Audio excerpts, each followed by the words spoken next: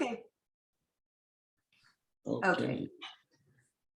And just so everyone knows, when it comes to public comments, whether it's on an agenda item or during public comments, if you'd like to say anything, you can go down to the bottom under reactions and hit the raise hand, and I will certainly unmute you at that time.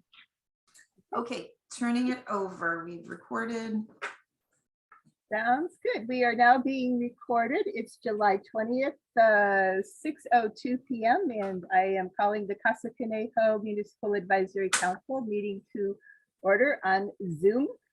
We're going to start with the flag salute. So if you would please stand, we'll do our flag salute.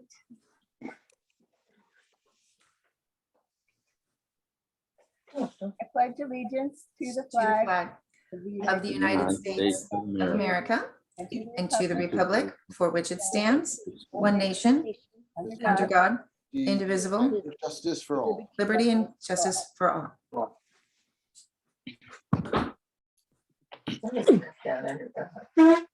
Huh? Wendy, I didn't do a roll call really fast, sorry. All right.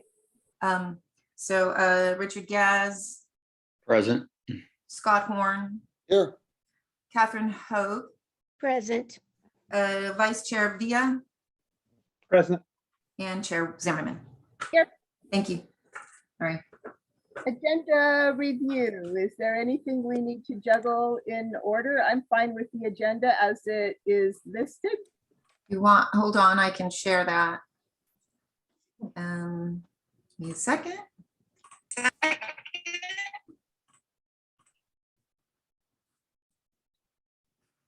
Oh, thank you. Motion to approve the agenda as listed. Okay, Second. Seconded. Ed, I got Ed second. I'll do a roll call. Richard Gaz, Yes. Scott Horn, Yes. Catherine Hogue, Yes. Chair, Vice Chair Villa, Yes. Chair Zimmerman. Yes, Thank you. we're going to roll in order as published.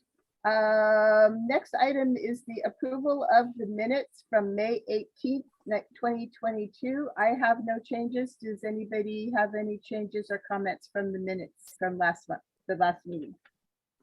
Well done.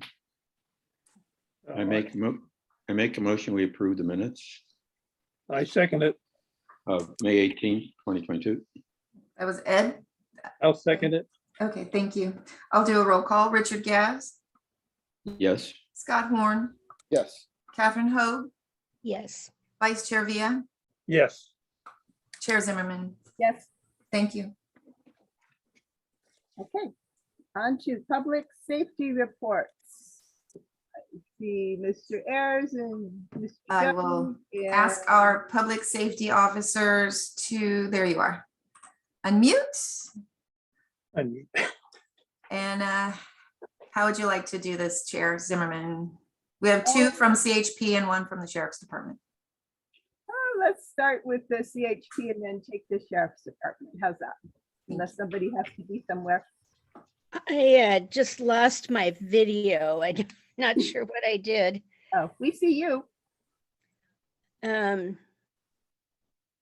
may have to start over because it's, Okay, but True. Catherine, we can see you and hear you.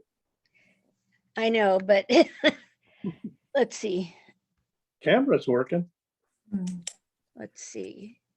Maybe push your Zoom icon. Maybe you have a different window open.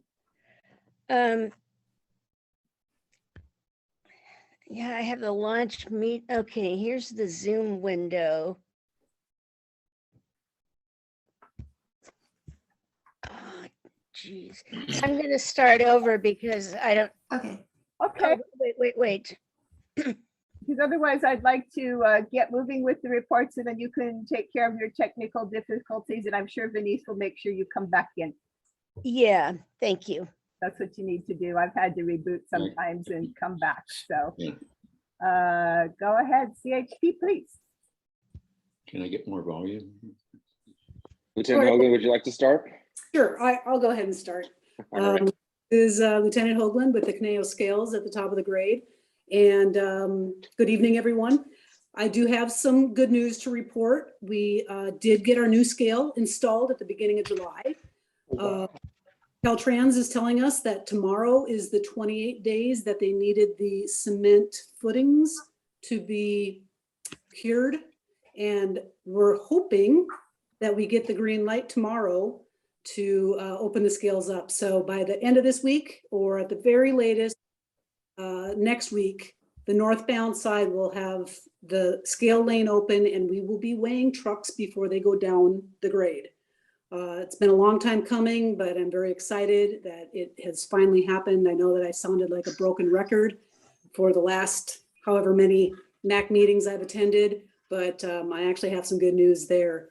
And then we are also going to be starting the construction that I have been talking about, where we're going to be having a bunch of pavement replaced on both the southbound and the northbound side of the scales, and buildings where the public access is coming up to ADA standards. So they actually, the vendor was at our offices yesterday to take samples from these buildings, because we're pretty certain we're going to have some asbestos in those buildings that were built in the early 70s. So taking all precautions. And Powell Construction is the vendor who won the contract, and they'll be starting on the southbound side August 1st. And again, I know it's only 7 work days away, and we're still, planning and getting the final work schedule put together. But I think we will actually see a shovel in the ground the first week of August. And then the southbound side will take probably a month and a half, 2 months to complete. It's the smaller of the 2 projects. And then we'll be moving over to the northbound side. That'll be shut down completely. So southbound will be shut down completely to truck traffic. You'll see the signs up that says scales closed when you're moving southbound. And then when they're open back up again, the signs will be lit up, but then you're going to see northbound with the signs activated that the northbound scale is closed and no trucks will be stopping in there. So we will be working diligently to be patrolling the grade with our commercial officers and civices, and also looking at other opportunities to also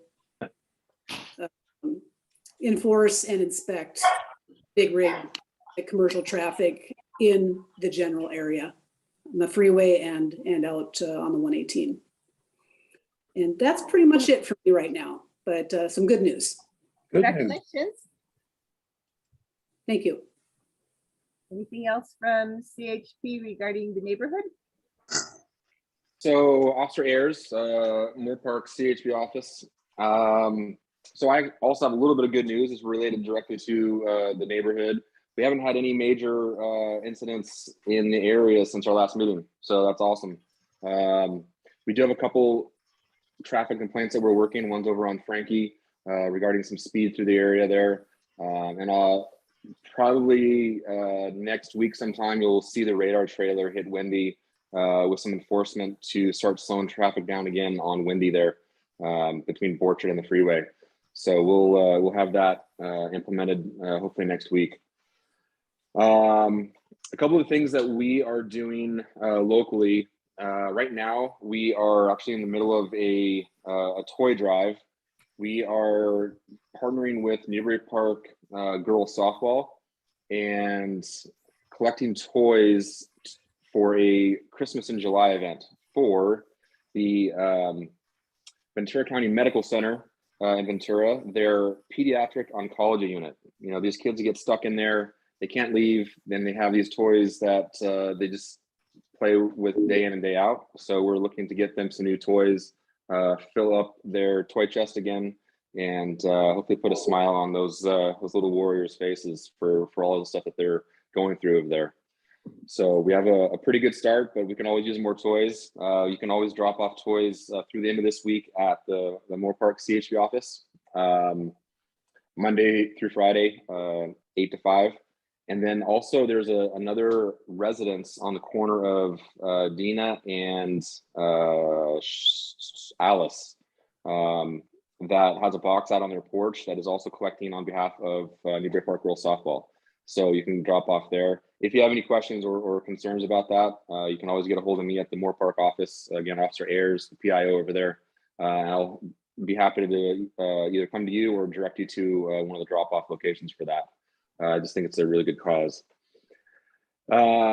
Just yesterday, it was over in Simi Valley, but we're starting these programs throughout the area. So we're looking to get one here in Newbury Park, Thousand Oaks area, and called the Age Well Drive Smart class.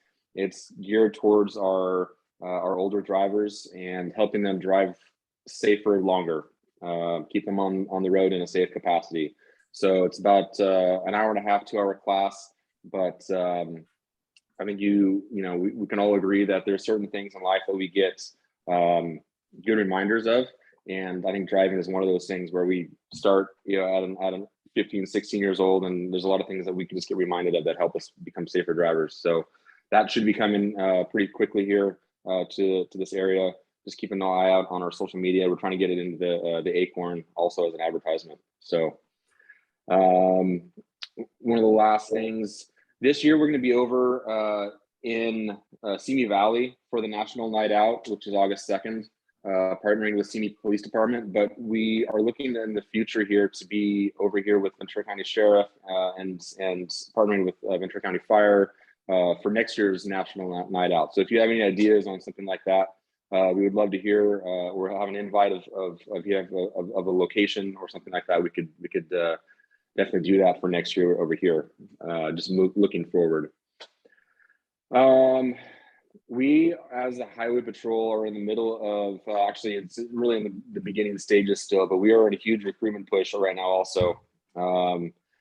We just started a new campaign called Join the CHP 1000. It's on all of our media outlets, on our websites for the CHP. And so if you know anyone that's interested in law enforcement, we'd be interested in talking to them. Numbers in law enforcement are way down right now across the nation, as we know. But it's something that is, we can't let go away, right? So we want good applicants. So if you have someone that's interested, please send them our way. We'd be more than happy to sit down and chat with them. And lastly, just kind of on a safety note,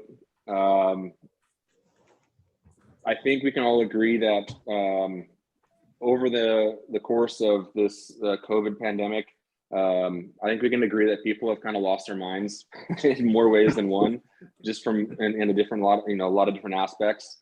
One of the things we've seen that take effect right now is road rage incidents. So from 2019 to current, we've had about I think it was 1,000, almost 1,080 separate road rage incidents across the state of California, which is a huge number.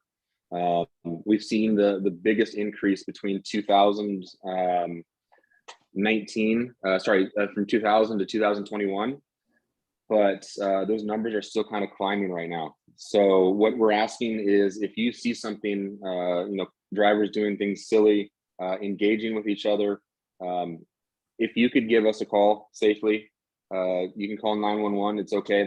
We feel that's an emergency. And what we're looking for is vehicle license plates for sure, and vehicle descriptions, just because sometimes these road rage incidents happen so fast that we don't have time to get a unit in place, and then people are exiting the freeway and then they're gone. So if we can at least start with a license plate and a vehicle description, maybe a driver description, don't put yourself in harm's way, but give us a place to start so we can start contacting these drivers that are just putting everyone around them in danger. So we want to help those numbers come back down. I mean, really, if we could eliminate it, that would be perfect, but that's in a perfect world. So anything we can do to help keep you guys safe on the road, we're going to help, we're going to try to do. So that's about it. Do you guys have any questions for me as far as anything going on that you have seen or heard about? Catherine? Yep.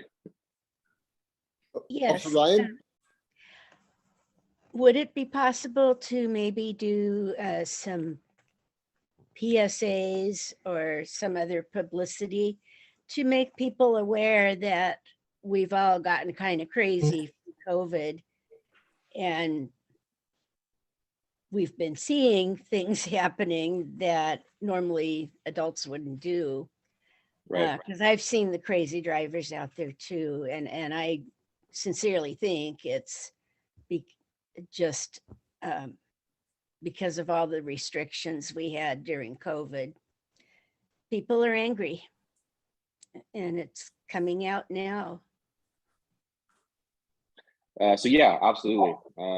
I think throughout the pandemic, we tried to put things out on our social media and throughout our different platforms that the Highway Patrol has and utilizes to kind of remind drivers that, you know, this could be your family member out there on the roadway. It could be your neighbor, your mom, your dad out on this roadway, right? So we'll definitely keep on putting those messages out there just to be safe.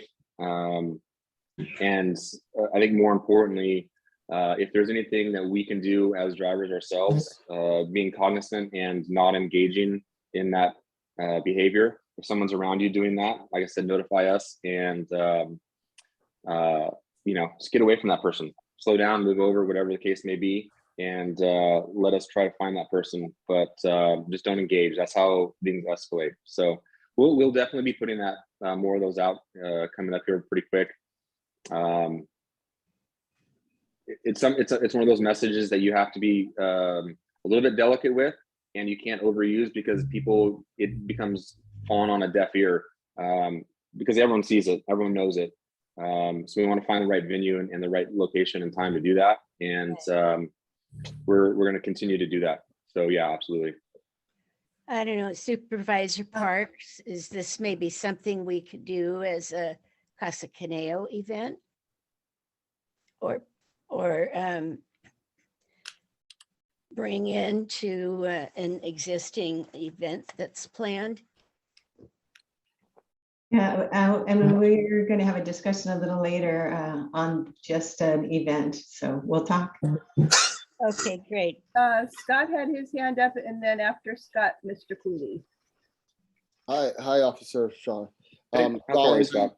So, and it may be a question for you or one of the other law enforcement here. I've noticed a new signal marker on Wendy Drive, just off the freeway at the beginning of Casa Conejo at Ruth. It has some signal flags on it also, and it seemed to indicate something about watch turning.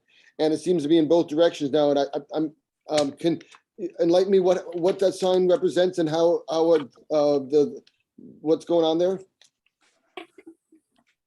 So I'm trying to picture where you're referring to. I know the intersection. I know that I'm familiar with the intersection. I'm not sure where are the signs exact or the flags?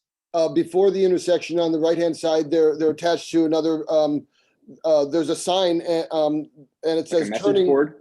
and it's got two signal flags on it, indicating it's a new sign, you know, to watch out for. So I was trying to understand what that represents and how that goes. It looks like it's a warning to cars to yield for the pedestrians who are crossing the street, that people make turns and seem to cut off the pedestrians appears to be the purpose of it from my having walked by it. Are you, and you're not talking about the movable message board?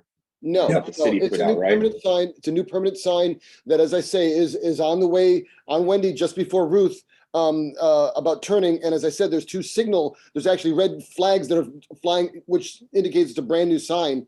And I wanted to kind of get, it seems, and if I remember correctly, back me up, committee members, it's also in the other direction as well, at that intersection, Ruth and Wendy. So I was wondering, you know, so what about it? What do we got?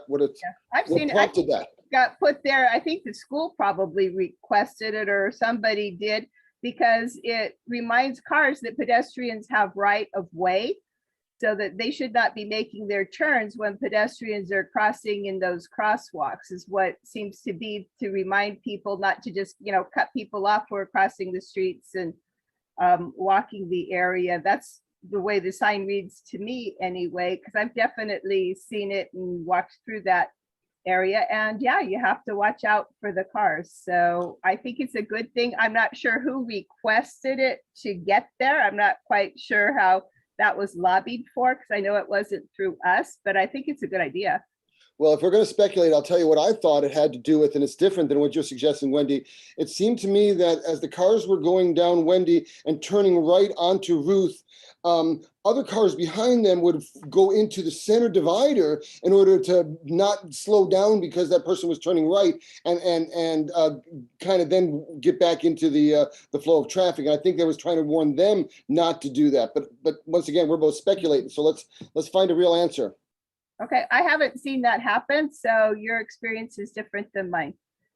But maybe at our next meeting, we could get a little bit more information about that. Ryan, could you help us on that one? Absolutely. I'll look into that. I'm looking on the good, Google Maps right now to see if I can see what you're talking about, if it's been there long enough, but I'm not super familiar with what that is. I will definitely do some investigating and find out. I'm wondering if it might also have something to do with just on that roadway recently up. It's not in CHP jurisdiction, but it's going up Wendy where they put in the new crosswalk up there.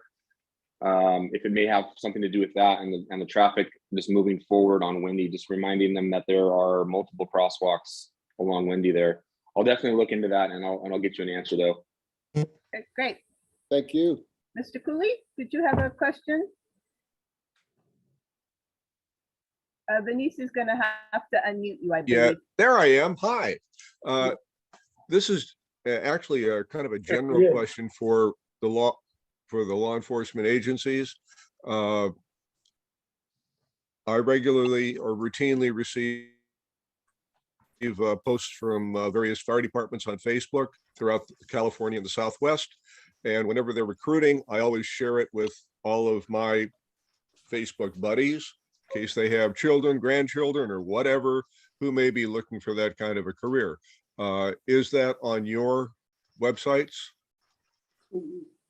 CHP definitely has recruitment material that we're pushing out. It's going to come more prevalent. What we're doing here actually in Coastal Division, and I'm just got some information on it just before this meeting.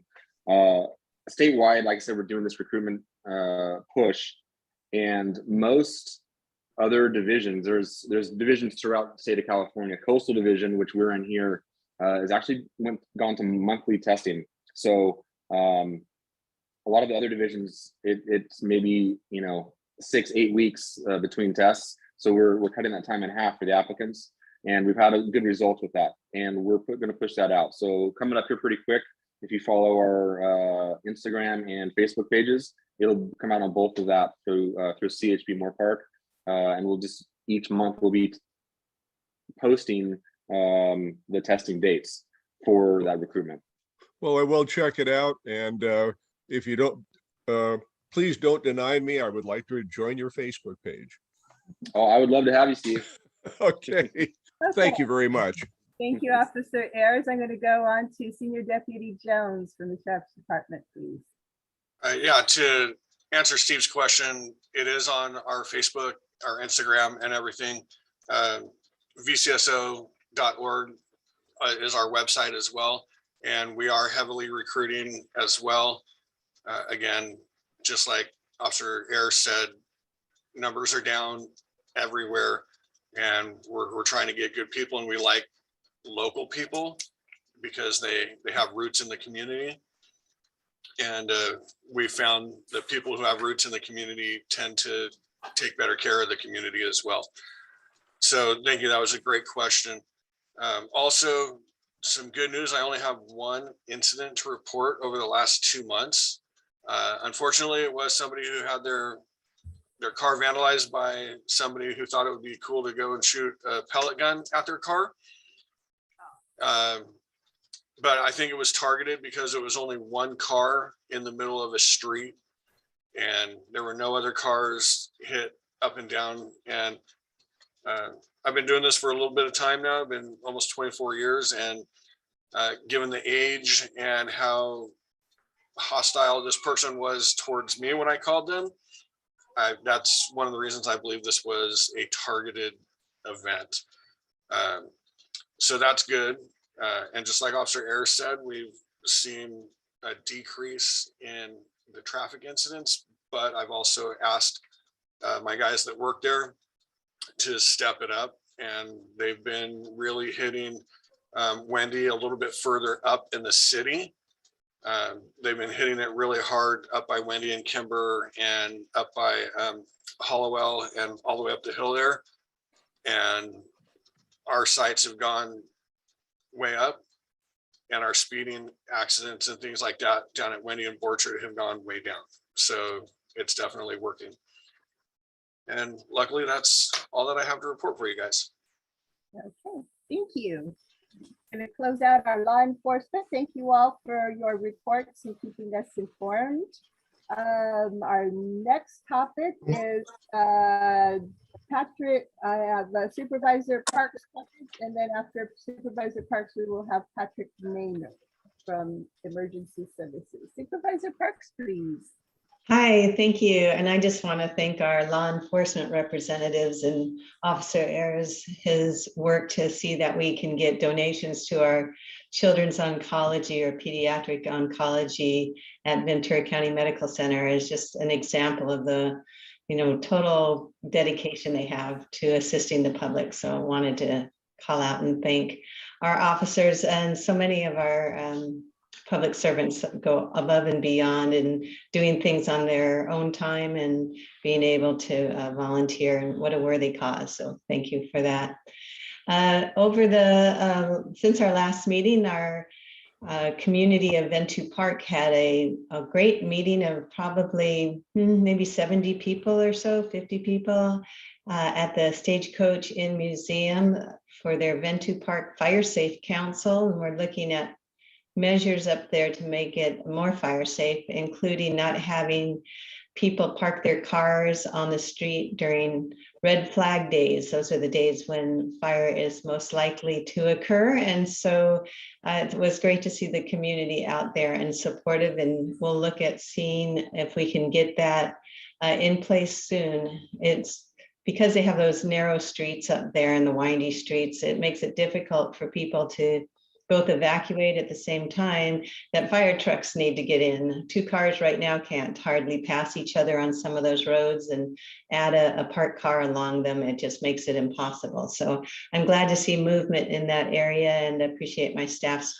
work towards getting us there. It's quite a process, and actually what opened it up for being able to have an enforceable no parking on red flag days was the CHP and their offer to be able to enforce it for us. So I'm glad to see that moving forward, something I've been working on for many years. Good things happening. As you know, our county approved a new seal, a county seal, and at our next meeting, I'm asking that we also approve a county flag that will have the same image of the seal, and I'm hopefully that will pass, and perhaps the Casa Conejo MAC could have their own county flag at their meetings. And we have pins, new lapel pins, so we'll get you all one of those with the new seal too. I know that we're all suffering, and more importantly, our landscaping is all suffering from water restrictions, and it's a difficult time for everyone. And I just, seeing the community working to put in drought tolerant plants and otherwise reduce their water use is, heartening, but also, kind of depressing too, because we love our landscaping. And also to note that trees are exempt. If you need to water to save a tree, we do encourage that. And I think all the water districts also do. Also, we have our community service area number 14 that covers Casa Conejo, that provides street sweeping. And we just passed a new budget at the Board of Supervisors, and then there are no changes to the service charges for the street sweeping. And if you want to see when the schedule is, you can go to our county webpage at my .org. Linda.parks at Ventura. No, go for it. Ventura.org/Linda Parks. There you go. Thank you. I love my staff. Thank you, Vinny. Let's see. Also, I had successfully got the Board of Supervisors to agree to amend our mission statement that we have at the county. We approved that mission statement well over a decade ago. And with the revisions, it now at least mentions the guiding principle to address climate change with environmentally sustainable measures. It's a new time now and we need to act differently. So seeing that also with a lot of our county departments, doing everything from our tree planting goals to increasing electric vehicles and other measures. Our county is also along those lines. We'll be putting in significant solar panels at the government center. We just approved, actually it was a 4-1 vote to add enough solar panels to run the whole government center. I voted against it because unfortunately it also removes about 140 trees in the parking lots. And I just felt like we needed to find a better way to accommodate both. So that's it for my comments. And I know we have another item on the agenda that I'll be talking about too. And I want to thank Patrick Maynard for being here. He's making his round at the other municipal advisory councils too. So be nice to him.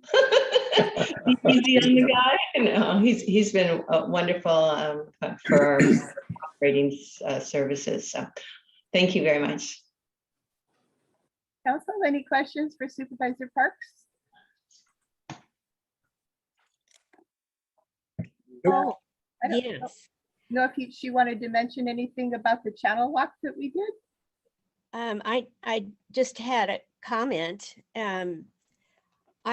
I would really like to see some water reservoirs being put in so that we're also collecting water that could be used as brown water, you know, for watering lawns or whatever.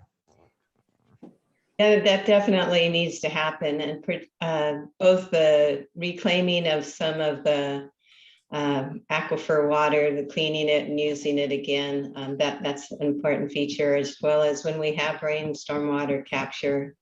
And county certainly can do more towards that. The city of Thousand Oaks hasn't given up yet from what I hear. So they're looking at ways to be able to reuse that water. And yes, the channel walk, that was a wonderful day. You know, I got some complaints that it was at 7:30 in the morning. Part of that was because it did get pretty darn hot that day.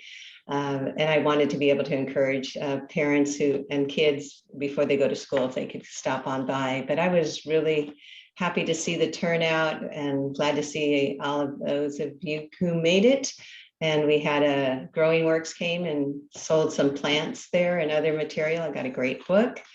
And we had Professor Sean Anderson do a wonderful presentation. He's so engaging, and that's why he's a great professor. You just want to hear him, and he has great stories to tell and lessons to learn, and as well as our Watershed Protection District staff, who were proud to be able to show off their new work that they're doing at the tributary to the channel. They want us to come back again when it's complete. They really want to be able to highlight it. So I told them we will be back, but it was great to see everyone out there.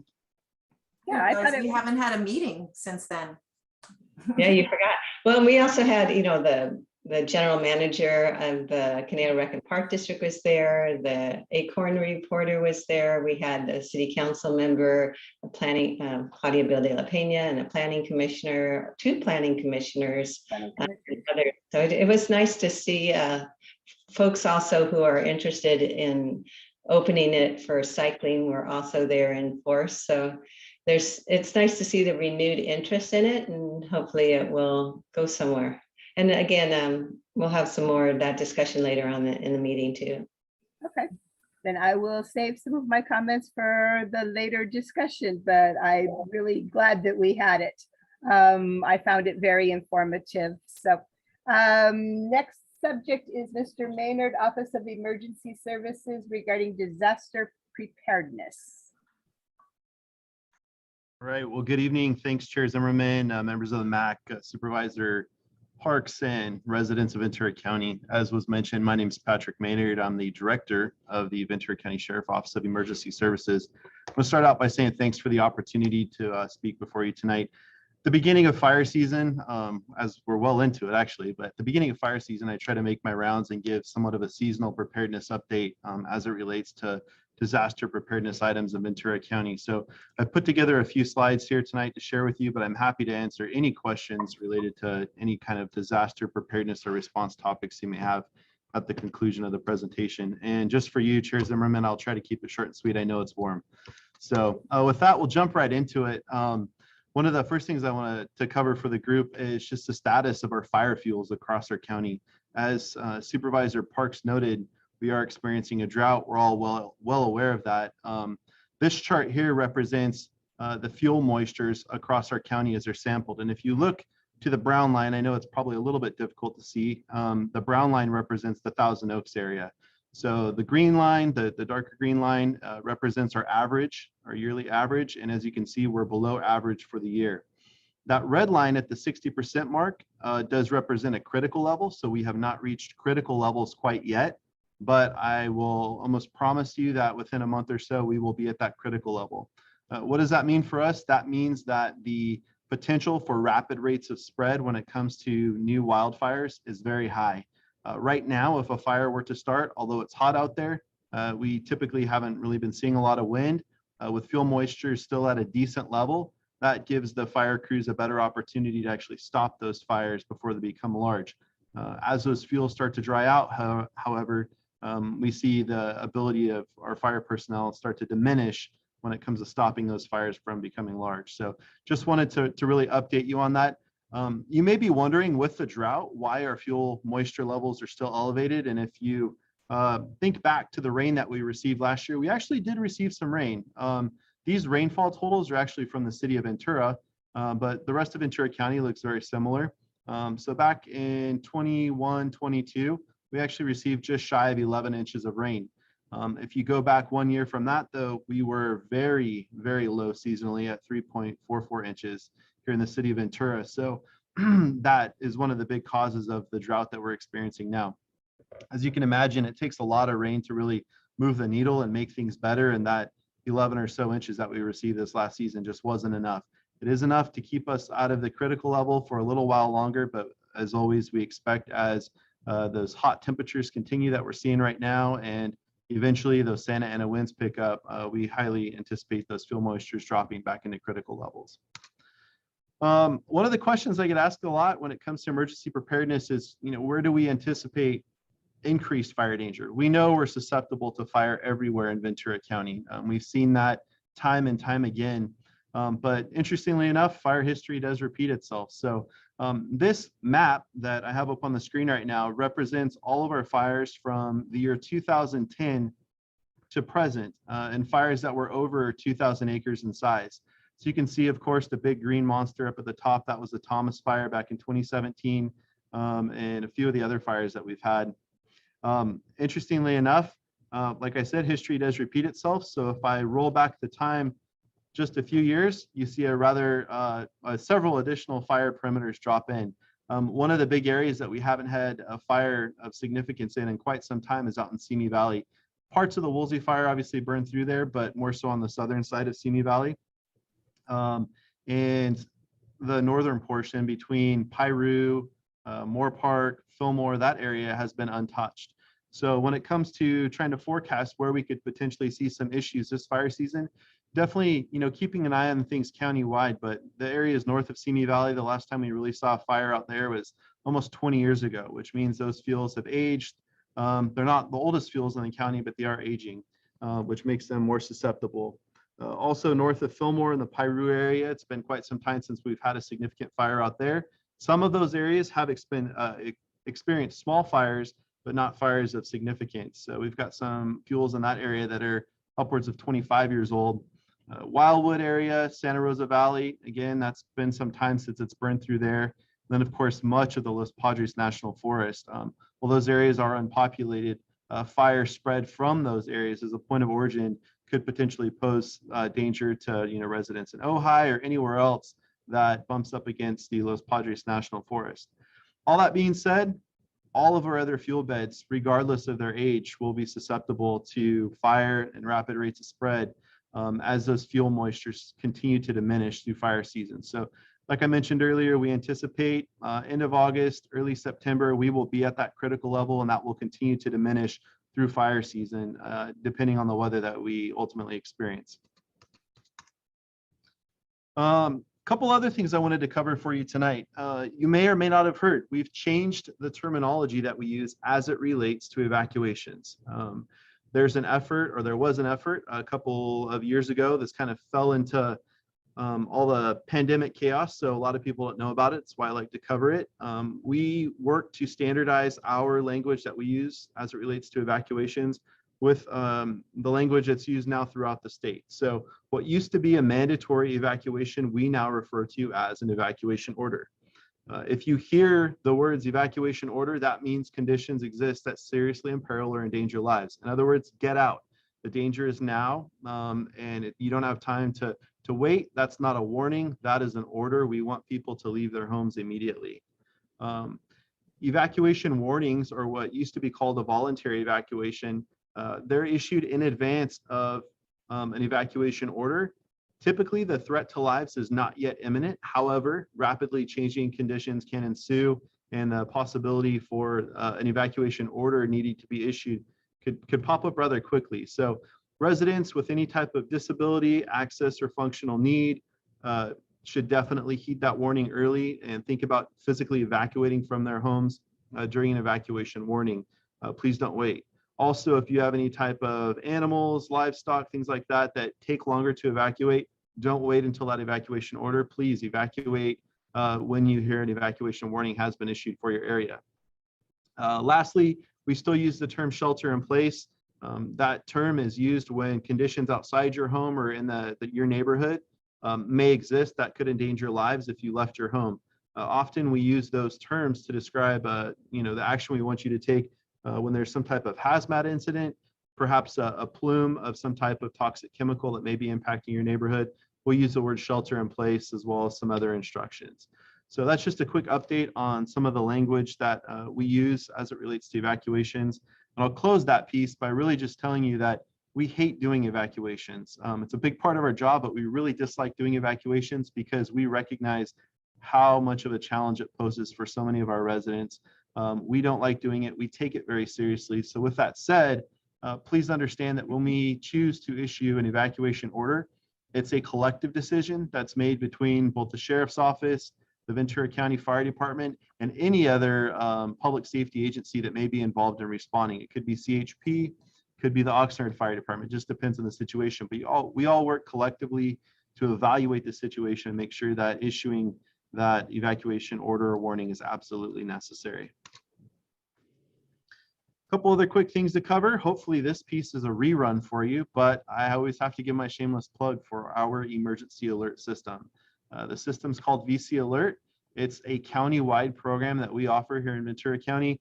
All 10 cities participate in that program, so it's not just people that live in the unincorporated areas, but all the cities participate in the system as well. We have the ability to send out geographically targeted emergency messages during an incident of significance. So we're not using this when it's not an emergency. We're not using this to tell you to come out and participate in a community event on the weekend. We use this only for emergencies. Most often we use it when we're issuing some type of evacuation order.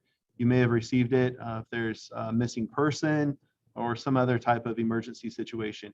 We take using the system very seriously, and we reserve it for those serious situations. So if you haven't received one, it's not because you're not necessarily registered. It may just be because you haven't been in an area with an issue. The system has the ability to send out text messages, voice phone calls, emails, faxes, and believe it or not, some people still have pagers, so it can actually page you. It's great at notifying a lot of people in a short amount of time. So we can send upwards of hundreds of thousands of messages in minutes, far faster than we can send sheriff deputies or other law enforcement personnel out to physically evacuate individuals. So please, if you're not registered for the system, visit our website to register. It is free of charge. The website is vcalert.org. We'd be happy to help you out. Also, if you require assistance registering, we're also happy to help you out. you can give us a call. That number is 805-648-9283.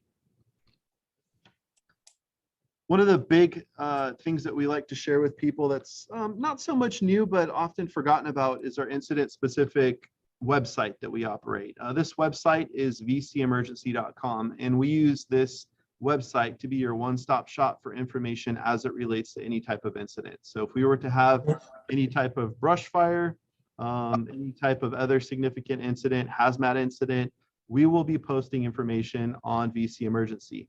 This website is a representation of a joint effort between numerous agencies. So this isn't just from the Sheriff's Office. We do this in partnership with the County of Ventura, County Executive Office, the Ventura County Fire Department, and any agency that's active in responding to any type of incident. So if there were evacuations for your neighborhood that were put out, you will find information on this website about those evacuations. Quite frankly, we never issue evacuations via VC Alert without posting information on this website first. So please note this website, vcemergency.com. One of the other cool things on this website that a lot of people don't necessarily know about, so I wanted to highlight on here, is this Wazoo incident dashboard. This is your one-stop shop for information as it relates to anything evacuations, evacuation centers, road closures, all during an incident. If you can imagine back to the Thomas Fire or even the Woolsey Fire, during the Thomas Fire, we actually had 66 individual evacuation areas as that fire progressed from Santa Paula all the way west to the county line or northwest to the county line. So keeping track of evacuations can be very challenging. And for residents, amid the chaos, it's hard to keep track of what's going on. This website and this dashboard is meant to simplify that process for you. And you can visit the website, click on this dashboard, and very simply click on the left under active evacuation areas and have it zoom into the map to show your neighborhood. And you can see by virtue of that red shape around your neighborhood whether or not you are under evacuation. You can also use the search function to type in your address and actually see exactly where you are as it relates to those evacuation perimeters. So that information is on here. As well as, like I mentioned earlier, evacuation centers. Anytime we stand up an evacuation center, we will always post that information on this dashboard as well. As I alluded to earlier, we will not issue an evacuation order before this website is updated, and we can update this website in a matter of minutes. So it happens quickly. We do our best to keep it up to date prior to issuing any type of alert. One of the things we've noticed over time and through experiences, unfortunately, we've gone through a lot of these, is that it's hard to understand sometimes, especially if it's the wee hours of the morning, what was said on the phone when you receive that evacuation at 3 in the morning. We want people to know that maybe if they don't get the phone message, they can actually go to this website and find out more information. So again, website vcemergency.com. Just wanted to give a brief update on something else that impacts a lot of folks, especially out in Newbury Park, Thousand Oaks area. As it relates to public safety power shutoffs, probably one of my least favorite things in emergency management that we deal with, have been dealing with for several years. I'm sure you all know this, but this is a program operated by Southern California Edison, and really the goal behind the program is geared toward reducing wildfires. The program entails preventatively de-energizing Southern California Edison circuits in areas that are experiencing significant weather that may potentially cause a rapid rate of spread fire. The good news as it relates to the program, SoCal Edison continues to do quite a bit of work to harden their grid. That work varies in type. A lot of it includes the installation of what they call covered conductor lines. In some areas, they're actually adding new technology to detect shorts on the circuit and automatically shut them off to prevent things like arcing. With that work that Edison's done, at least as it relates to the work thus far, they estimate that we'll see a reduction of about 35% in public safety power shutoff events during this fire season, which is great news. If any of you have had your power shut off during one of these PSPS events, it's not fun. I can tell you this last year, many people in Ventura County were without power on Thanksgiving and were unable to cook food and have a comfortable, nice day with their family because of this program.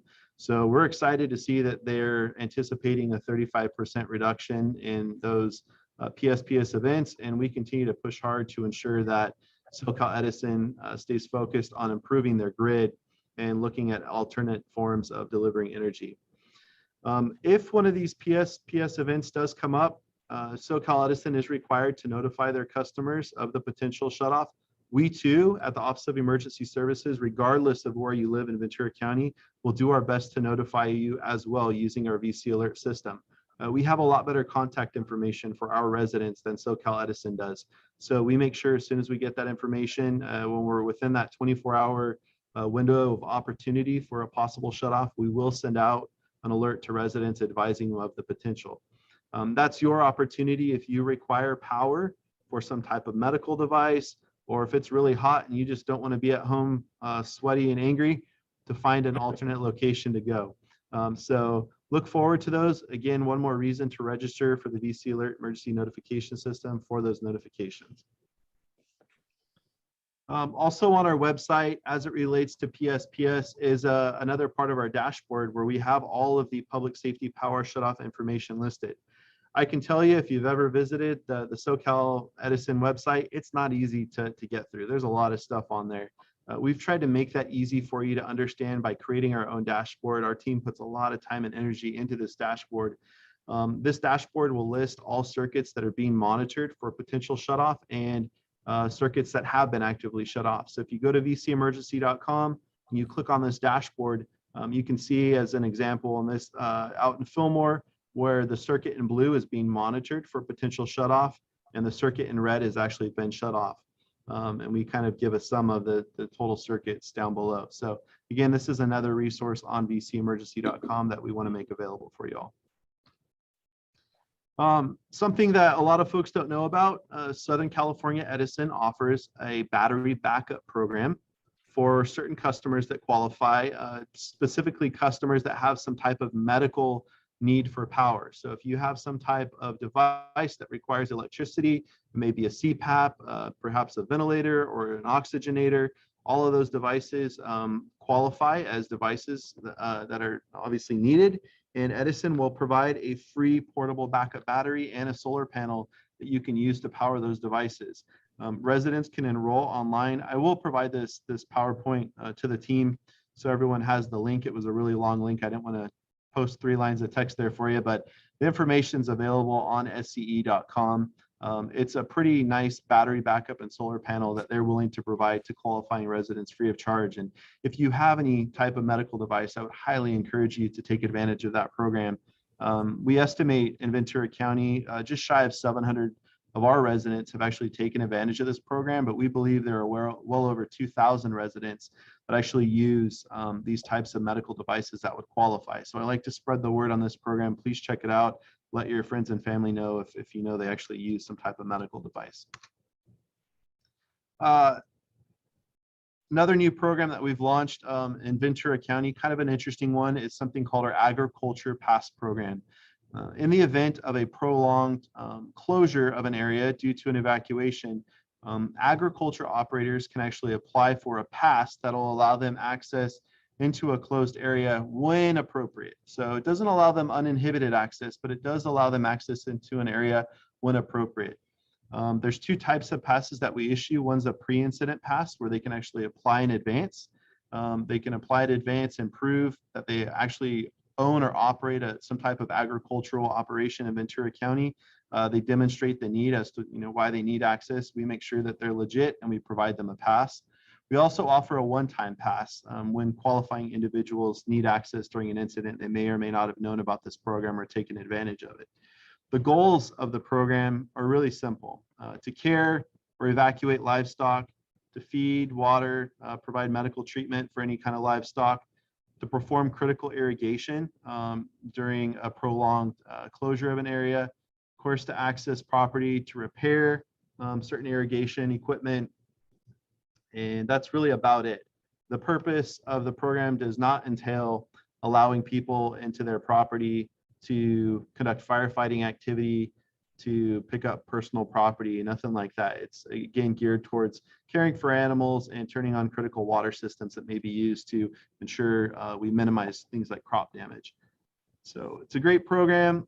We've had something in a very reduced form for several years, but we kind of revamped this program to try to make it more effective and more accessible to our agriculture community. We value our ag operations of Ventura County. It's obviously a multi-billion-dollar industry, and if we can prevent further damage to an ag operation during a fire by allowing the men to water crops that need to be watered and things of that nature, we definitely want to do that. That's a lesson learned through many of our recent incidents. Those are just some screenshots of what those passes look like. Last couple things here to share with you. You may have seen this, you may not have. We revamped our preparedness website. Our preparedness website that provides information on hazards you can find in Ventura County is located at readyventuracounty.org. This website is pretty awesome in that it outlines each and every one of the hazards you may see. We post all of our county plans, both our emergency operations plan, our hazard mitigation plan, and many of our other disaster plans on here. But most importantly, we give you tips on how you can prepare and share information. So I encourage you to visit this new website. It's got a new look and feel to it. It's pretty straightforward and simple. That website is readyventuracounty.org. Lastly, just to kind of close this out, I'm going to ask for your help. And not to sound cliched, but there's a lot more residents of Ventura County than there are public safety personnel. And as much as I want to sit here and say, hey, we can be everything to everyone, we can't. There's a lot more residents of Ventura County than there are us. So we need your help, and we need your help by following these 4 things. We ask that you stay informed. We ask that you make a plan. We ask that you build a kit. And lastly, we ask that you get involved. Get involved by volunteering with the American Red Cross, amateur radio, whatever your thing is, get involved. All of this information, of course, can be found on our website, readyventuracounty.org. And with that, that concludes my presentation. I'm happy to answer any questions. Thank you, Mr. Maynard. That was good info. I know I'm signed up for most of the alerts, both through SCE and county, and have gotten them. So I know it's an active system. Council, do you have any questions? I would just like to thank you for a fantastic presentation. It was very informative. Scott? Patrick, are you the one who is organizing and coordinating the resource conservation conference that's at the fire department headquarters next Thursday? He's muted right now. My apologies. I thought I'd be wise and mute myself and wait for questions, but I didn't realize I couldn't unmute. No, that's not us. Okay, well, anyway, there is apparently some sort of a resource conservation conference that is happening at the fire department's headquarters next Thursday that was requested someone from the MAC committee join. So I'm signed up for that there. Since you don't, it's not your thing, I won't even ask. I'll just report back on that when once I've gone. Okay, and then I think you said you could make the PowerPoint available. So if that could please be sent to Supervisor Parks's office, and maybe they could, help put an extra link. I know where those things are. I actually like the wind speed factor when the Santa Anas are really ripping. I like to see, just how bad they are in given places. So that's one of the things you can do is zoom in and find out how hard the winds are blowing and expected to blow. So that's a feature of it I happen to like. Yes. Absolutely. And we'll get that sent over to Denise so she can get that sent out. Okay, thank you. We're going to move on to, Thank you, Patrick. So I just wanted to say thank you so much. Absolutely. Mr. Cooley, nice to see you. It's been a long time. Oh, sorry. I'll ask you to. There we go. It has been a long time. Oh my gosh. I can't even remember, but it's been mucho years, way too many years. I used to work with Mr. Cooley back in my fire days, so it's been a while. Good to see you again, my friend. Thank you. Everyone have a great night. Thanks for having me. has her hand up. Yes, I've unmuted her. I did want to, excuse me, I did want to comment that the great resources that we have, and thank you, Patrick, for the presentation. Having experienced both fire and PSPSs at the same time, it becomes really problematic. And I have found our county and through the OES have been able to show on their maps where the power shutoffs are, and on the same map where the evacuations are, which is great tools to have. But additionally, when you look at Southern California Edison's maps, they're pretty general and you can't quite figure out where the PSPS is or where it will be, but you come to the county's map and we've got it into our GIS, you can get it all the way down to the street level. So it's just really good resources that we have, and glad to see the updated website too. So thank you so much for the good work that you all are doing for us. That reminds me, actually, I have checked Casa Conejo. I believe we are in 2 different power zones. If we could get those put on the website so that we know from this street to that, you know, that side is one and the other. And I'm trying to remember what the names of the 2 that cover this area, but I'm pretty sure Casa Conejo is split into things, and they turn off one part of the neighborhood more often than the other. But if that information was together for us in the Casa Conejo section, that would be really helpful, so that when people are trying to figure out whether we're going to get zapped or not, that would be good to know. Maybe we can add that to our Casa Conejo website, that map that shows the 2 different power lines. Requesting. Thank you. Thank you for translating that. Okay, I'd like to move on to Brian Barreto for Venice to unmute him, please. And we will get the CalAm report. Venice, Did I unmute you? Not yet? Nope.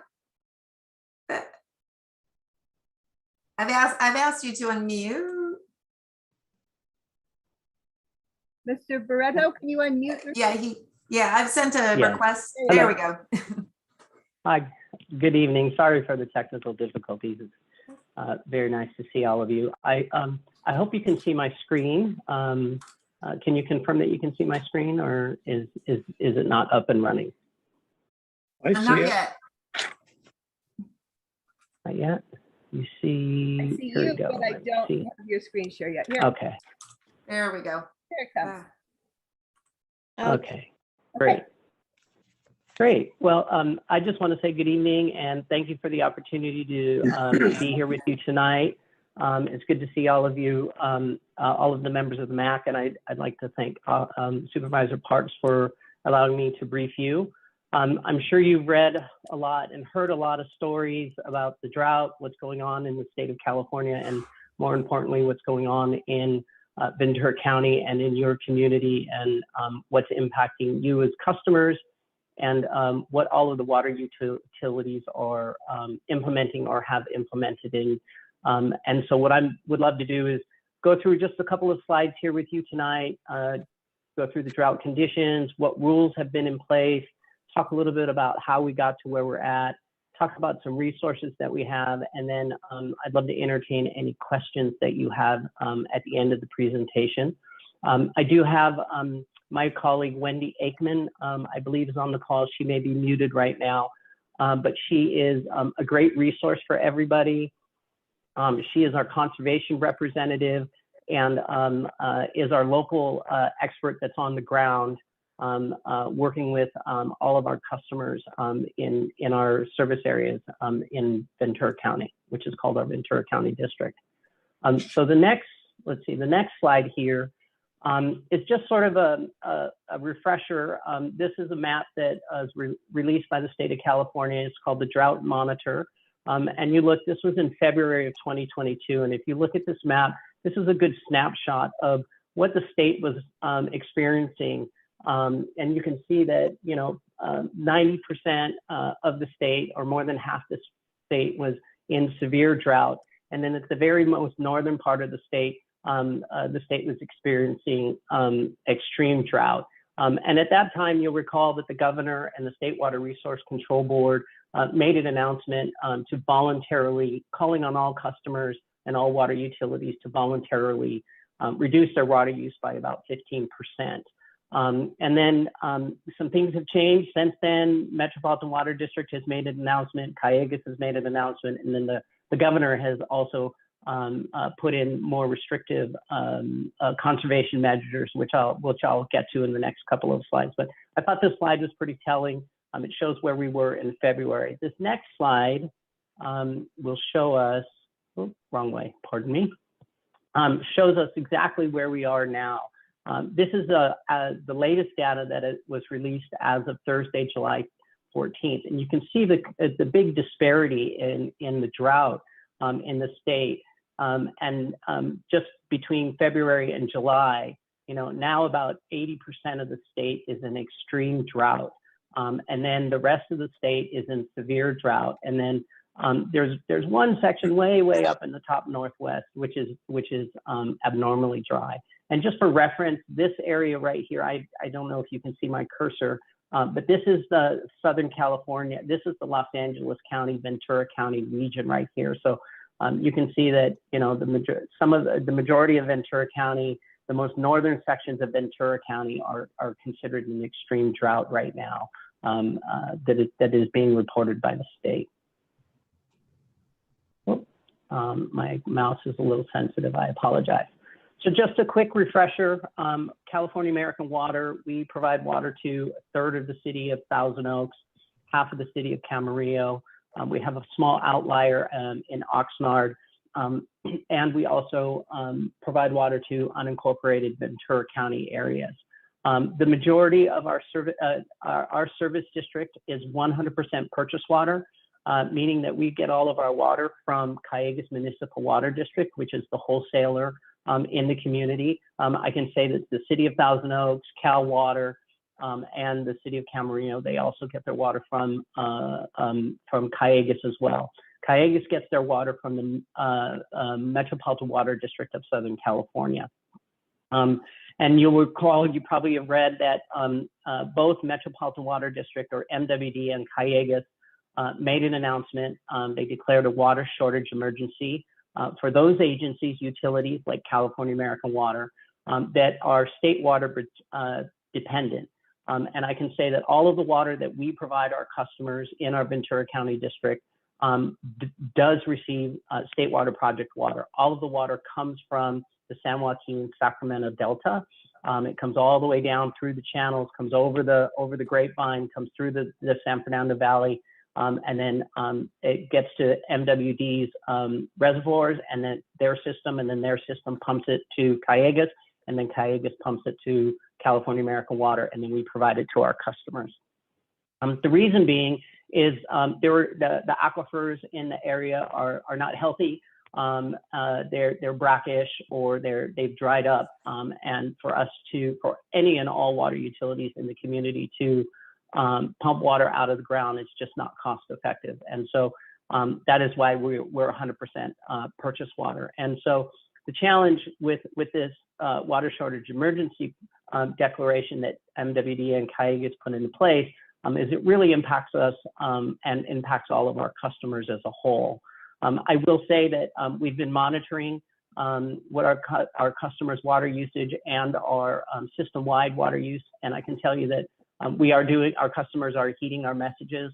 They are doing a very, very good job, but we need them to do more. We'd love for them to continue to be mindful of their water use, and if they have any questions, to contact me or to contact Wendy. The other piece that I would point out is both the State Water Resource Control Board, the governor's oversight for water in California, MWD and Calleguas have both signaled that additional water conservations may, and I'm going to use that word, may be necessary if the drought does not improve between now and September and October. What those conditions, what those measures look like, we really haven't figured that out. We haven't gotten any ideas yet. We've heard a lot of hearsay, so I'd rather not get into what that hearsay would be, because I don't want to say something that's inappropriate or that isn't going to be true. But Should there be additional measures that come into place, we will make sure that we come back to the supervisor's office and to your MAC meeting and to your board and provide you with updates. And we will also have a full-fledged customer outreach campaign, direct mail pieces, emails, social media, press releases, etc. So stay tuned. We're hoping that our customers and everybody in the region continues to do the right thing, and that there are no additional measures that go into place. So what does that mean? Each water utility with this emergency declaration, each water utility has their own what's called water shortage contingency plans. California American Water, this slide speaks specifically to California American Water Shortage Contingency Plan. Our regulator, the Public Utilities Commission, we have to seek approval from the commission to move from each stage within the water shortage contingency plan. We have 5 stages. Rule 14.1 outlines the rules for each of the stages. And then our schedule 14.1 is our enforcement. In March of this year, we moved from stage 1 to stage 2. The PUC did approve it. It went into effect in March. And what that meant is that we went from voluntary measures to mandatory measures. And in March, we were mandatory 3 days. And this March implementation was before MWD and Cayugas made their announcement in June. In June, we implemented a one-day watering week schedule based on our interpretation, working with the city. I can tell you this, that the city of Thousand Oaks, Cal Water, California American Water, and a host of the other water utilities in the region have all been working collectively together to get the same message out. The city has, there is a working group between the water utility, and it's been a great coordinated effort in terms of making sure that there was no outliers, that water utilities were all doing the same thing, and we all had the same messaging. And that may be one of the questions is, well, why did you guys come up with Saturday, the 1 day a week, Saturday and Sunday? And that was a collective group decision to allow customers to water Saturdays and Sundays. Because of resources, we're not able to patrol our communities on Monday through Friday. It was just too hard for us. We don't have the resources, and the city doesn't, and other water utilities. So what we did is we figured, okay, customers can water on Saturday and Sunday. With our staff in the field, if we see anybody watering Monday through Friday just in their normal days, we can follow up, we can do an investigation, and it would just be part of our normal daily routine, rather than adding another piece to the whole process, or not knowing, well, are the odds watering on Mondays or the odds watering on Wednesdays? So that was sort of a collective decision that was made on that. So this is what we use to implement our water shortage contingency plans. And on June 1st, what we implemented based on this collective decision between all of the water utilities and with the approval of our regulator, the Public Utilities Commission, we implemented 1 day watering a week, no watering Monday through Friday, odd number addresses on Saturday, and even number addresses on Sunday. We ask our customers to water, if they're going to water outdoors, to do it before 9 a.m. and after 8 p.m. because, as we know, during the day, and particularly between 10 and 2, it's the hottest time, and there's lots of evaporation. Low flow, the one thing that I would say is, and this is important, that we've gotten lots of questions on these next 2 bullets, low flow irrigation systems, including drip irrigation and microsprays, that emit less than 2 gallons per hour, are exempt from the day of week and time limitations, with the exception of turf. And I can tell you that we're not aware of many customers that actually have drip irrigation watering their turfs, because grass will not survive drip irrigation. And to be honest, grass there's going to be some struggles with grass surviving just 1 day a week. However, if you have turf grass, you can irrigate. Irrigation timer or garden hose is only permissible on your own watering day. So if you want to water your lawn and you want to do it with a nose and with a hose, excuse me, and a positive shutoff nozzle, you can do that. But that's only on your Saturday or your Sunday, depending on the last digit of your address.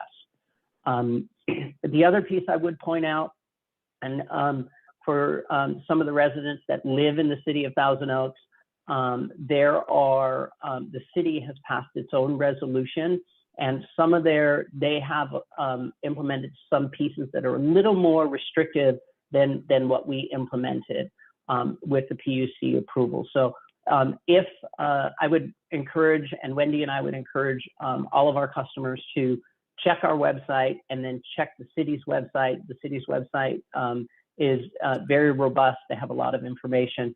Just to make sure that they are following any additional guidelines that the city of Thousand Oaks may have implemented in terms of additional measures. Because the city, the way that they wrote their resolution, their city resolution trumps all of the water utilities resolutions, regardless of who their regulator is. It gave them that, they have that authority to do that. And so what we're doing is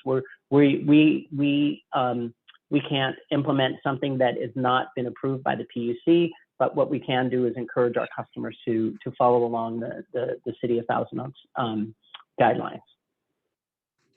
So what's in Rule 14.1? These next two slides I'll share with you. These are exactly the same common sense water use guidelines that we passed that were part of the last drought. So there isn't anything here that's new or out of the ordinary or anything that our customers have not seen before. For example, no runoff. A customer should really work to make sure that they have no runoff anywhere on their property in terms of outdoor irrigation. If you're going to need to clean something up at your house, please use a broom. Do not use a hose because that would constitute runoff. No washing of vehicles except where the hose is fitted with a positive shutoff nozzle. This is one of the pieces that I do know, and Wendy can confirm this, that the city has implemented in their resolution that they are prohibiting any car washing, period.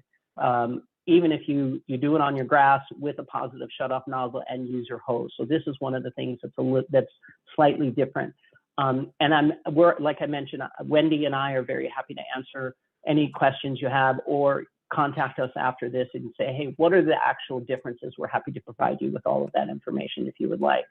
The next couple of slides are the same rules that were put into place the last drought. Recirculating water required from water fountains and decorative features. That if you have a decorative feature or if you have a water fountain, it must be recycled water. Hotels, we're asking hotels to provide guests options to choosing not to have their towels and linens laundered daily, which I think a lot of the hotels have continued to do once the drought ended, and it's just something that they've always continued to do since the last drought. And then these are just some of the other pieces that are part of our Rule 14.1 schedule. I can tell you this much: California American Water, we prefer education over enforcement. What we mean by that is there are a couple of pieces in our rule schedule 14.1. We really take great pride in working with our customers. If we do receive a report of a potential water use violation, what we do is we do an investigation. We go out to the site, we go and see if we can actually see it. And one of the conditions is that we, as our employees, need to actually see the water use violation before it actually is, quote unquote, a violation. Should there be a violation, we follow up with the customer with a letter informing them about the potential violation, what the violation was reported, and then how potentially they could fix it. We offered them some resources. We could offer them a home water survey. A lot of times customers may not even know that they have a sprinkler that's shooting up and they have a broken sprinkler head, or that their sprinklers are program to go off twice during the day, once in the middle of the day when they're at work, and then once at night. And so it's through this education process, we have found that customers are very responsive. And during the last drought, I'm proud to say that I think within the state of California, we only issued, I think it was like three fines to any of our customers. And I think that has to do, one, with the messaging that we got out to our customers, but two, to the great work of our team here working with our customers on education versus enforcement and fines.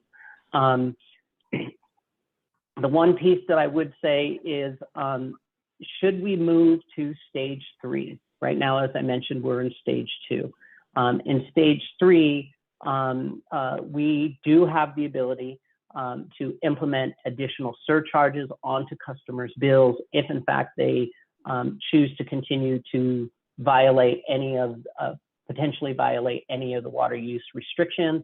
And as I mentioned just a few minutes ago, we have a really good track record, between the entire state of California. We as a water utility only issued three or four fines to customers. So it wasn't customers really heeded our messaging on that point. So we continue to educate our customers. We have a very robust outreach campaign. Direct mailers. I think Mr. Villa actually had his direct mail piece. I saw him holding it up a few minutes ago, I believe, or maybe it was Mr. Cooley. I can't remember. So we also have a very robust social media campaign, and then we collect our customers' emails when they call in, either to pay their bill or to turn on or turn off.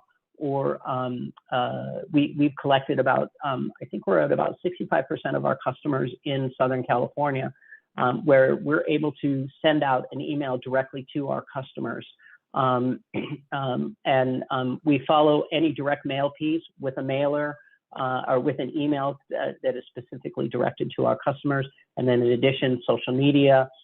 We do also have the ability to do what we call as a code red call or a reverse 911 call. And we're preparing to do that in the very near future to remind customers about the drought, the new water use regulations. And I will say that our conservation team is also preparing. They're in the final stages of starting water patrols. And in the very near future, you will see in your communities, if you're up late or if you're at home during the day, you will see cars patrolling the neighborhoods where California American Water provides water. And should any of the contractors see a potential water violation, they will bring that back to our conservation team. Our conservation team will investigate, and then they'll follow up with the customer. So those will be starting in the very, very near future. So, and we'll put a press release out, and we'll make sure everybody knows, because what we don't want to do is, we've all heard the story about, people posing as a water utility person or posing as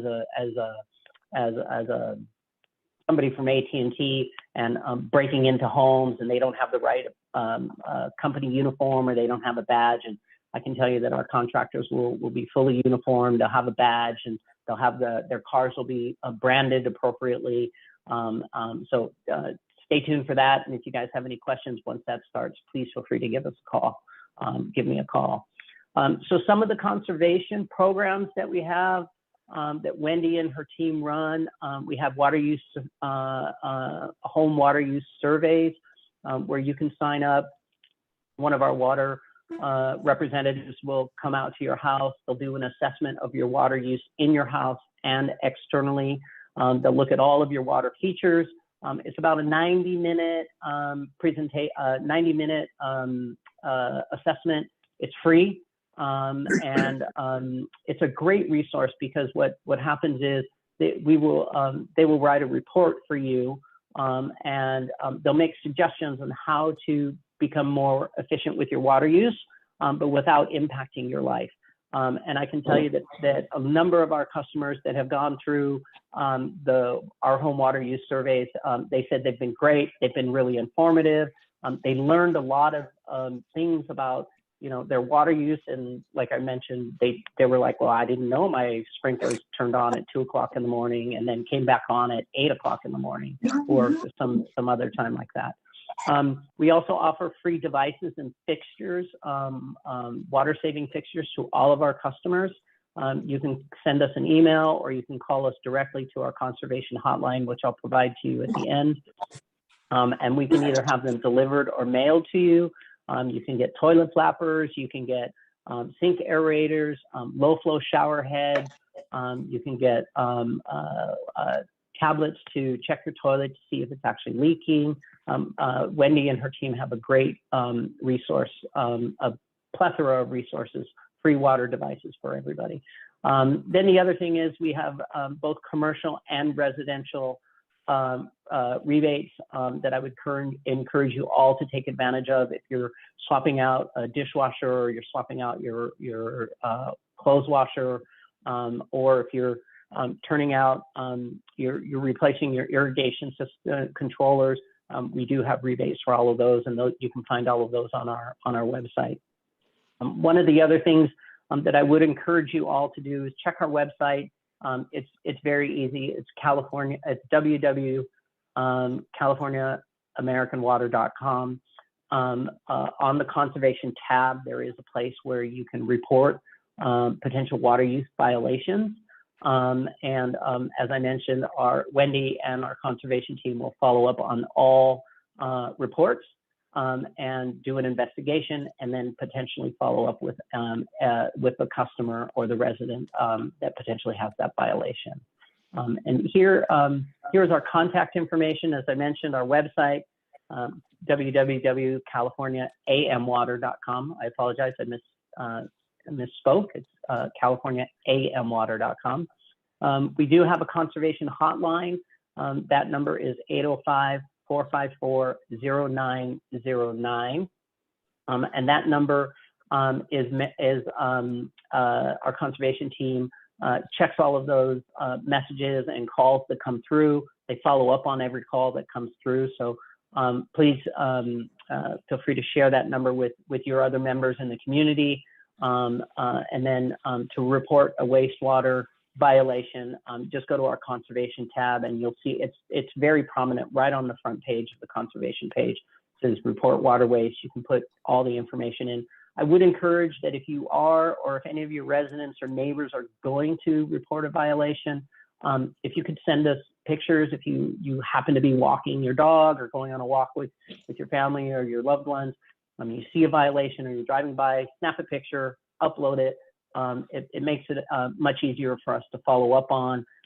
If you can provide as much information as possible, day, time, location, address, etc., that would be very, very helpful. It would make our jobs easier. It would make Wendy and her team's jobs easier. And then this is my email address, Brian, BRIAN .Barreto, BARRETO @amwater.com. It's pretty simple, just my first name and my last name. And I'm happy to entertain any questions via email and follow up with you on any questions that you may have with the drought going forward.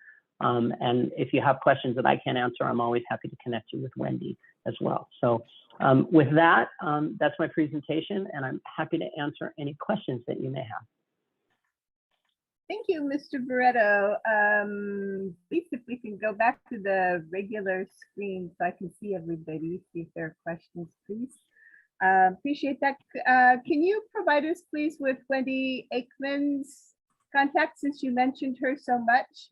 Maybe. Sure. Yeah, I'm happy to do that if you guys are ready. It's Wendy. Her email address is the same as mine. First name dot last name. So it's Wendy, WENDY .Aikman, AIKMAN @amwater.com. Thank And I you. can repeat that again. Wendy .Aikman, AIKMAN @amwater.com. Great. Thank you I very much. just added it into the chat as well. Okay. Oh, great. Thank you. Hand up. I have a question. Go ahead, Richard.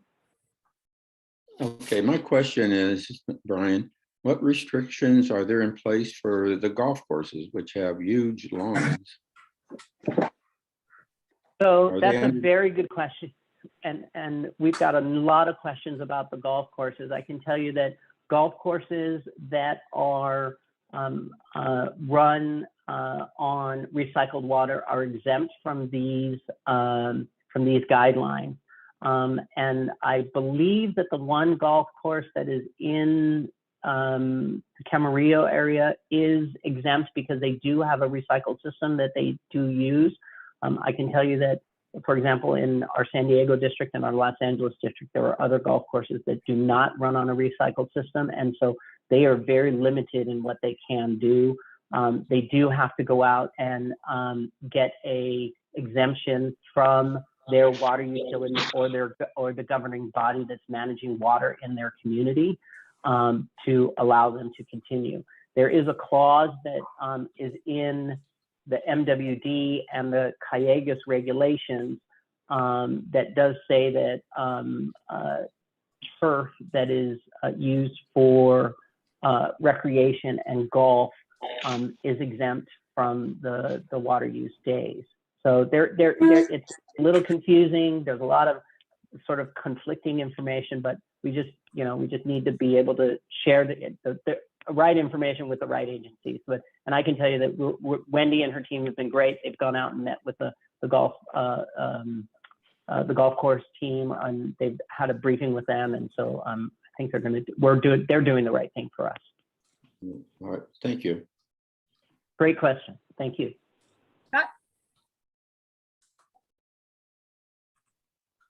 Scott, please I've unmute. asked you to unmute. Got it? Got it. Thanks. Hey, Brian, how you doing? Thanks for coming. Hi, Scott. Good to see you. Thanks. I really appreciate you coming out and giving us the lowdown on all the specifics of the thing. In a strange way, I think, though, the lead of this whole conversation was buried in some of the early stuff. And I want to go back to Earth Day on 4/20. The city of Thousand Oaks hosted an Earth Day event where the group that I participate in, the Organic Garden Club of Thousand Oaks, participated in. And the city of Thousand Oaks Public Works people were there, and we had an engaging discussion at that time, this is April, about the impending drought. And the gentleman's name was John Brooks from the city. And he indicated at that time that, yes, by about June 1st, we would be having the first round of restrictions. And he said that's not the real issue. He says the next round will happen in September unless quote unquote drought conditions improve. And you indicate, I'm going back to your talk, when we were talking about drought conditions improving, you said unless something happens in the next, unless something improves, there'll be other measures taken. And you were, in my mind, extremely disingenuous when you said that we haven't figured it out yet, what we're going to do. I'm certain that you actually do have a plan ready for this. And would you talk about, please, the impending fact that we will need to have a much stricter drought restrictions starting in September? And what are the plans? Sure, I appreciate your question. So I apologize if I came across as being, I'm not being clear. There have been discussions that there will be potential additional emergency water conservations implemented in September.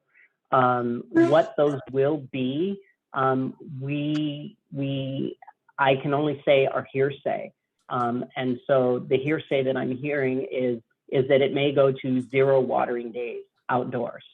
But I can't say that for fact because what we will do as a water utility is that we will follow the lead of what the Metropolitan Water District does, what Callegas does, and then also what the State Water Resource Control Board does. So there's 3 competing interests here. The State Water Resource Control Board, which is the governor's agency that monitors and manages the drought for the entire state of California, Metropolitan Water District, which manages the State Water Project and all of the water that comes directly from the Sacramento-San Joaquin Delta, and then Callegas, who purchases all of the water, their water from Metropolitan Water District, and then we purchase all the water, as I mentioned, from Callegas. So there's going to be something that's going to happen. I'm just not sure what it's going to be. So I didn't want to say exactly because I don't want there to be, the sky is falling, or somebody say, hey, Brian said this, and then it doesn't happen, and then there's some other challenges. So.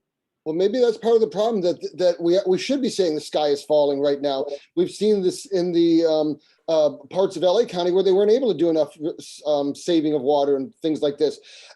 It seems like the really smart people at the top of this water food chain have already got a plan, and they already expect it to be in there. So why not just telegraph this, that yes, we don't expect any improvement in the conditions, and this is what we will be doing starting in September. I think you need to change your tactics on this. So you make a very good point. And when Callejas and MWD implemented when they declared the water shortage, because specifically to the State Water Project utilities that receive water from the State Water Project, they said, look, we're going to implement 1 day watering a week, and then we're going to take a pause, and we're going to see what's going to happen in September. And we want to look at the numbers. We want to make sure that all of the water utilities get to 1 day watering a week, that all receive State Water Project water. And I believe all of the agencies that do get water from MWD have gotten down to 1 day a week for all of their customers. So I think what they were trying to do was to be very diligent about, hey, okay, we're going to go to 1 day, and then we're going to take a pause. We're going to take 90 days or 60 days to see what the numbers look like, and then we're going to figure out whether we need to go to add in additional water conservation measures, or we're going to stay the course. And so we are waiting to hear what those numbers look like. I believe the new set of numbers for our region just came out. I have not seen them as of yet. I do get them from Callejas, so we'll know very shortly what's going to happen. Thanks, Brian. But there is sort of a little bit of a waiting period that the wholesalers, MWD and Callejas, wanted to implement, because they felt that it would probably be too stringent if they just said, okay, we're going from 3 days watering to 0 days. I mean, I think there was also some regulatory and legal issues too as well. Thank you. Okay, I'm going to suggest that we put a water update on our September agenda, since that seems to be the D-Day, and then we will have better information to work from as to how restricted. I have a fairly quick question, I think. I have a vegetable garden. It's mostly in pots. I do not water any lawn areas or anything else. What are my allowances for watering my vegetable garden and my fruit and things that feed me? So I believe you're exempt from watering those as long as you use it with a hose, and there is a positive shut-off nozzle on that. Which that's what I do. So it's targeted so that only the stuff that actually needs water, and I just, I let it get to saying I'm really parched and almost, kind of wilty before I water. So I'm trying to be good, but I also don't want to lose food crops that help my grocery budget. So thank you for clarifying that. And that's a very good point. The difference between thirsty lawns and sustenance for individuals, you're fine as long as there's no runoff and as long as you're using the positive shut-off nozzle. That I do. So, Catherine, good question. Yes, I have a question as well.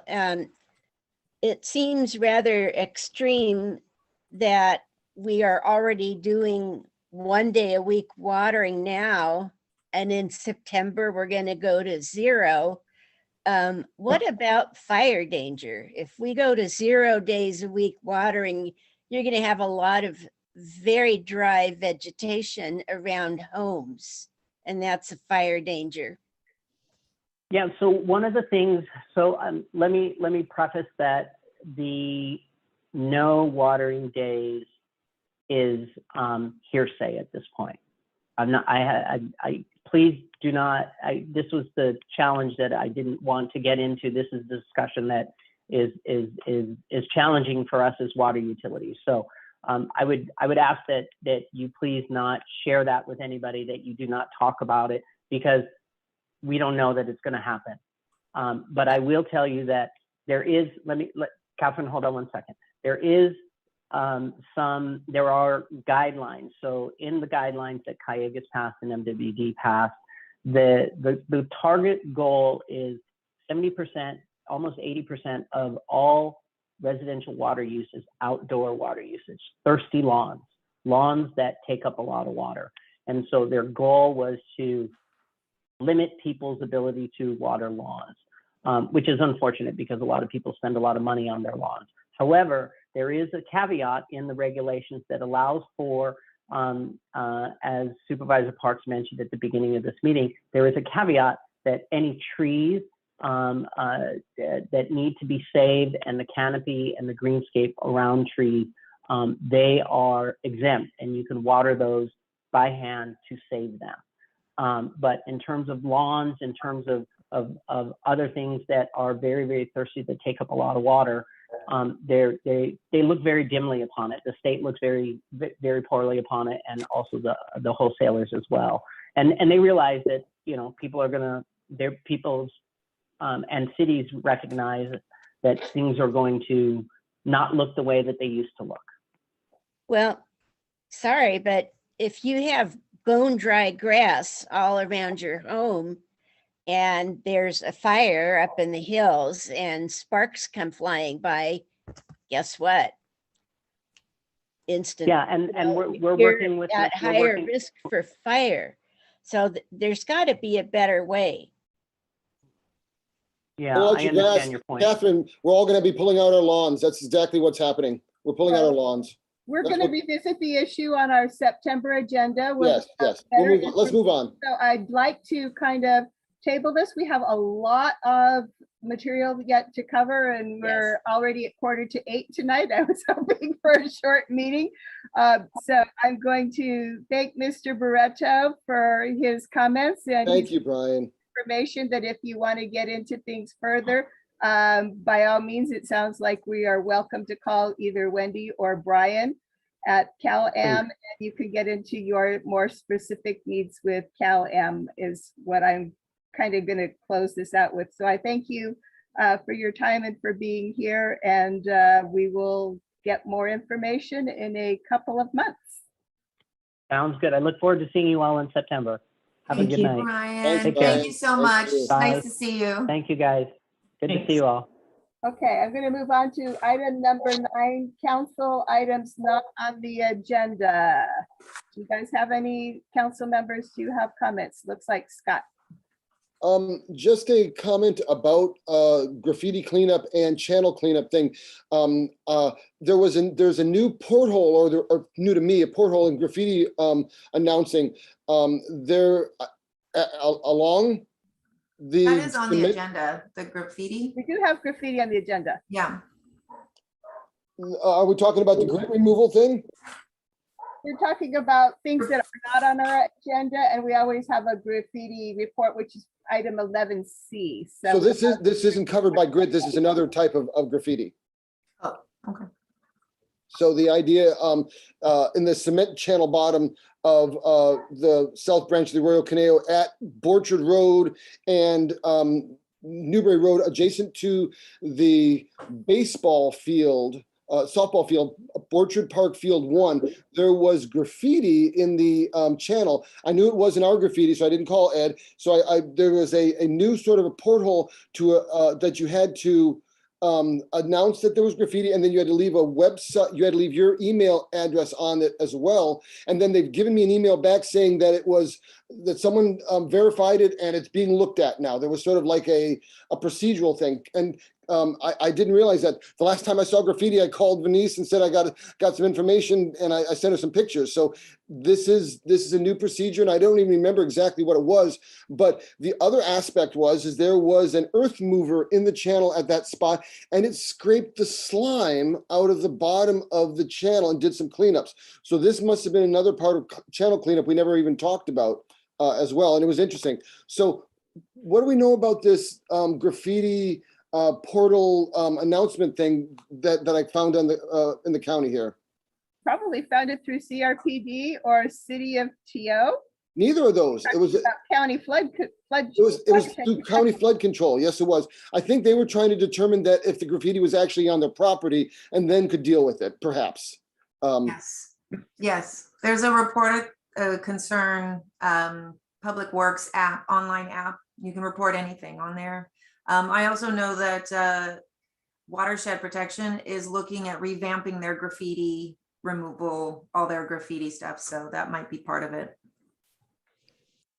Anyway, there was some fresh graffiti in the channel at Borchard Ballpark #1, right between it and Borchard Road. So I had went through the procedure. I'll let So you know what yeah, happens it's with that. probably the Public Works app. I've brought little things for that. That's the Public Works online reporting app. I'll give you a report next time as well on it. Okay. I have a short thing. You can see this.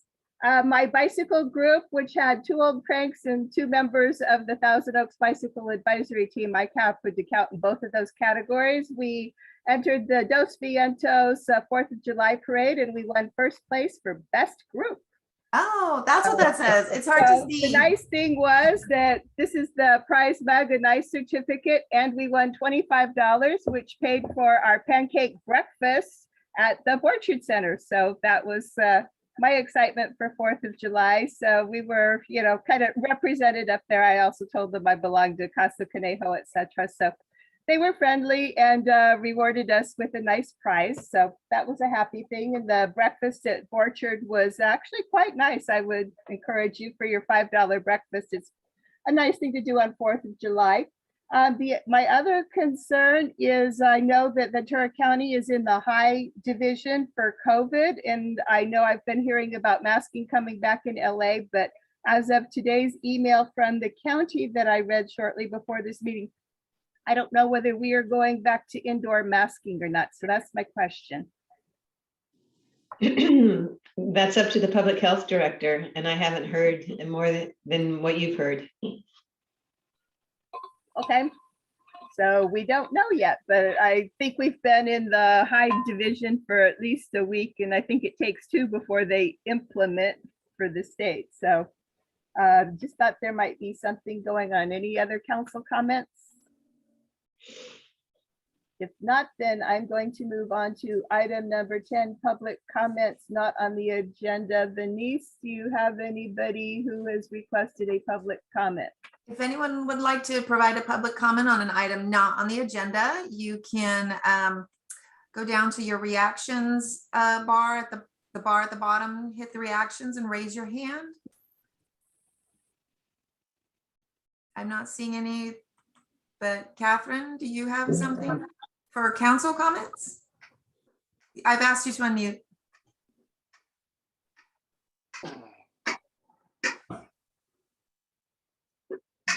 I've asked you to unmute. Green. There we Okay, go. Great, thank you. Oh, did you have a council comment? No? Oh, no, my Okay. sudden departure was because I didn't have my laptop charged up. That's fine. I do have a hand raised, Wendy, Terry. And Terry, I've asked you to unmute. And Terry, when you unmute yourself, if you would please give your first and last name so that we can record who you are for our minutes. Yeah. Terry, I've asked you to unmute, or if you're on through the phone, I think it's *6.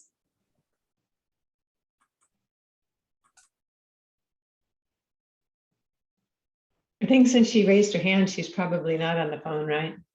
Well, yeah, that's true, but I never, sometimes though, I don't know. Right. Just And you have covering my sent her bases.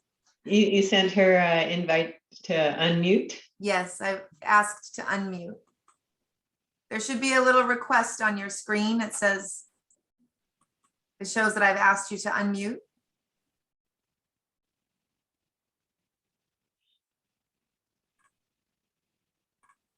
If you'd like, you can type in the chat and I can read out your, but I've asked you, Terry, to unmute. Oh. Okay.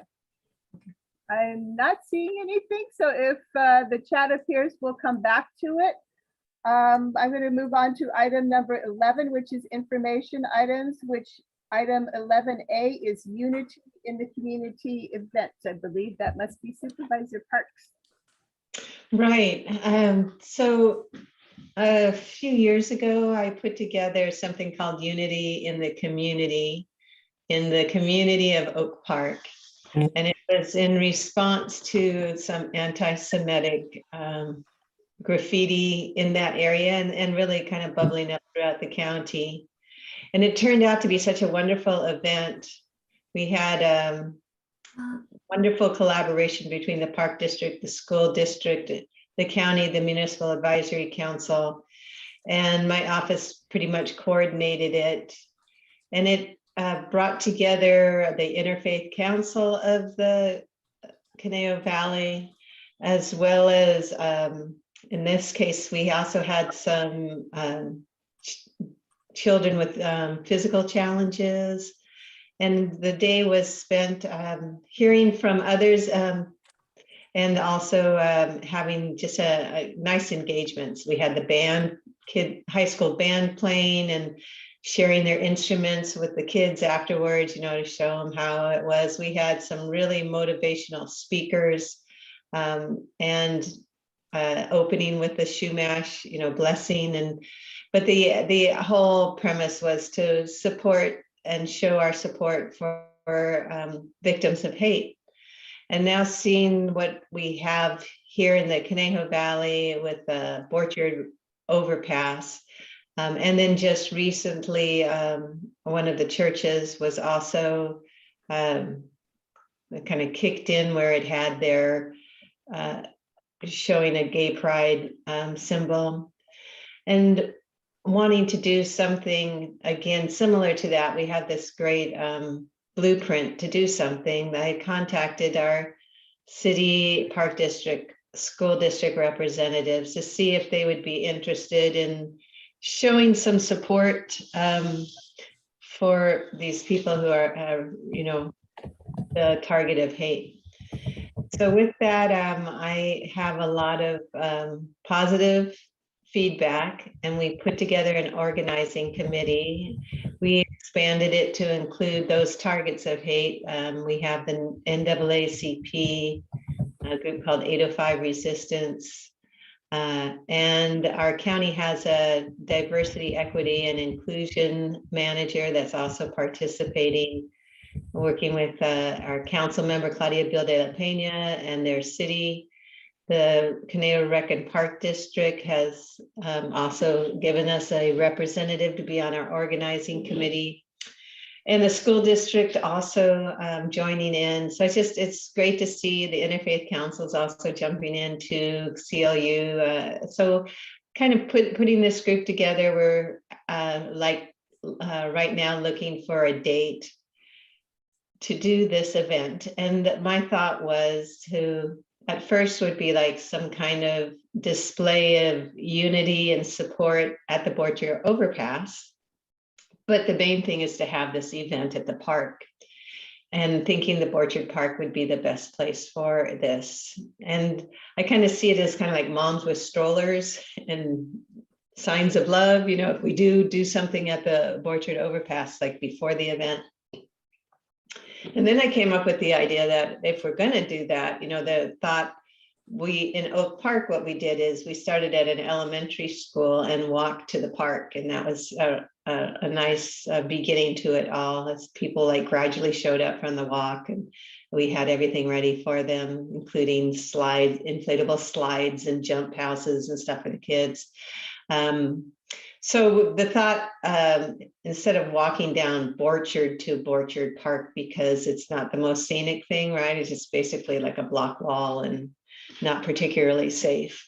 The thought was, if we're going to do that aspect of starting at the Borchard overpass, maybe we could open up the channel and people can just, walk through from the Borchard overpass to Borchard Park, which would be about 1.8 miles or something. And, that would be more enjoyable.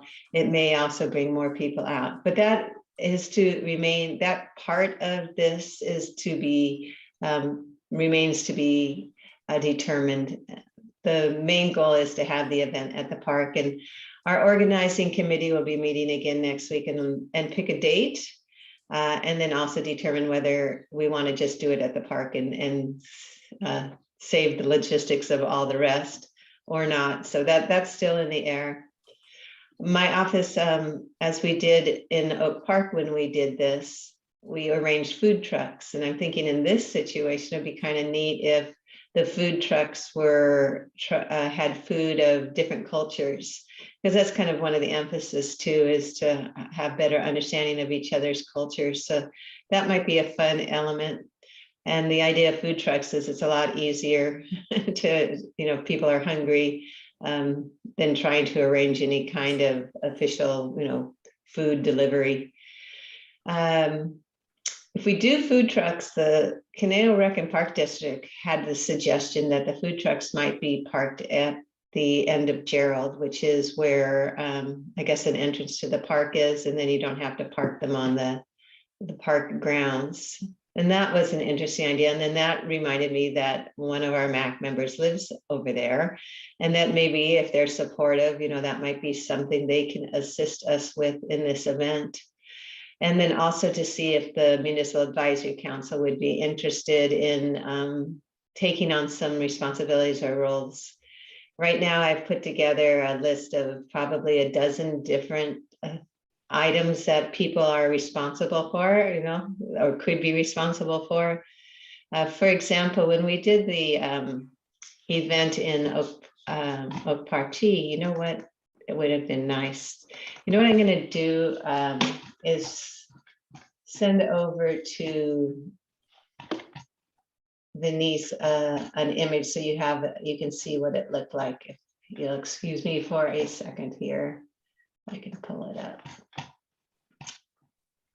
At any rate, we had this big hand that my friend cut out, a big, like 8-foot high hand where people would come and it looked like a tree, and attach messages to it. So that was kind of a fun part of the day.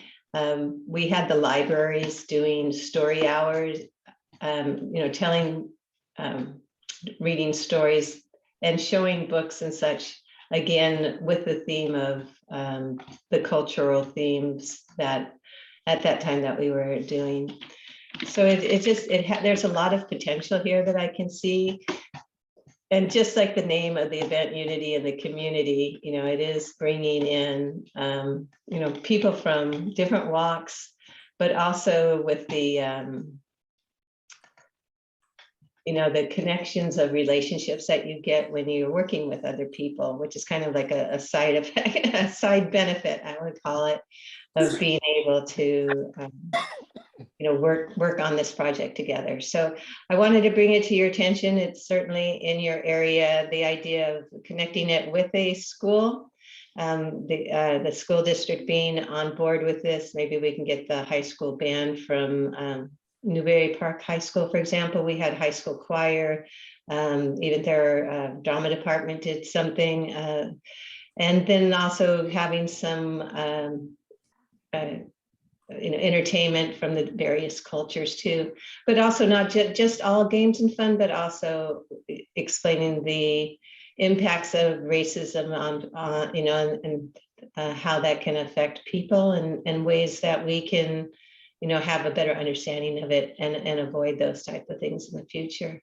So if you want to, Denise, I just sent the flyer that we put together, the one that I did in Oak Park.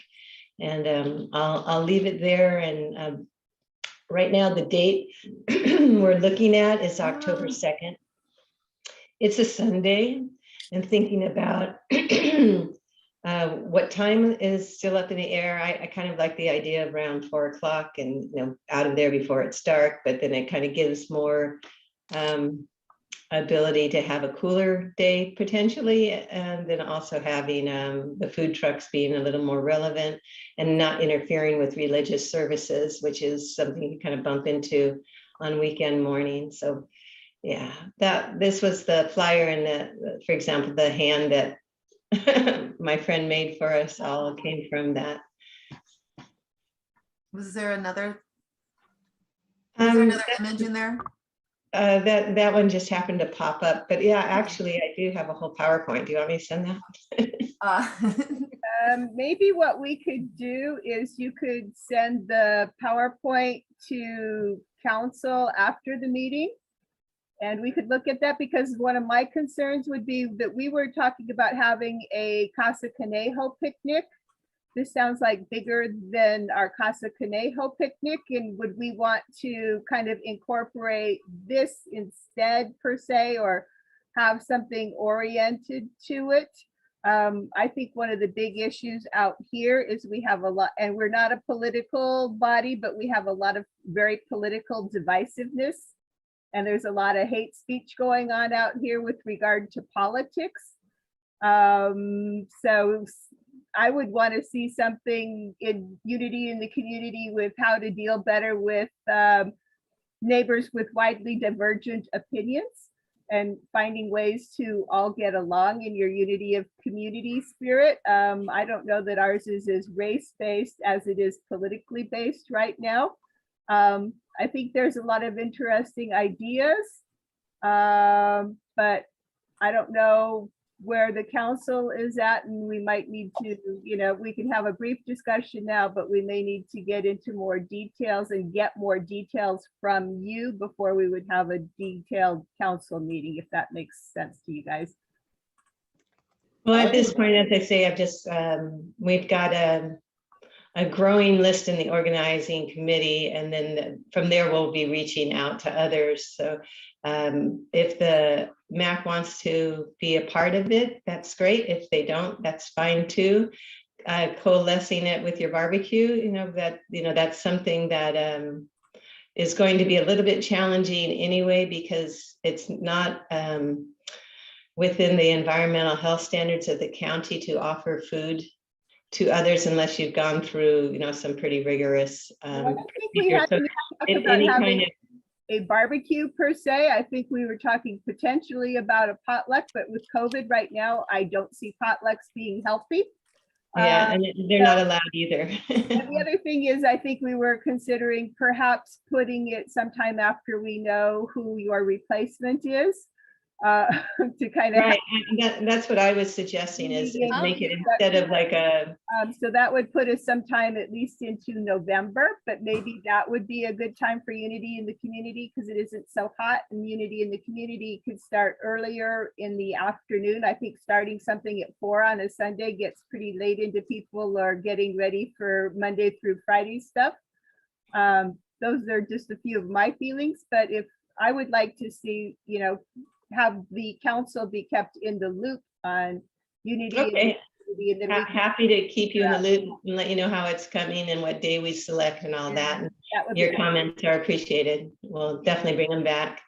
If we have it at 4, daylight savings time will be over. So are we looking for it to go into I think, as I recall, daylight savings kind of changes around Halloween, like the first right? Sunday in November. Right.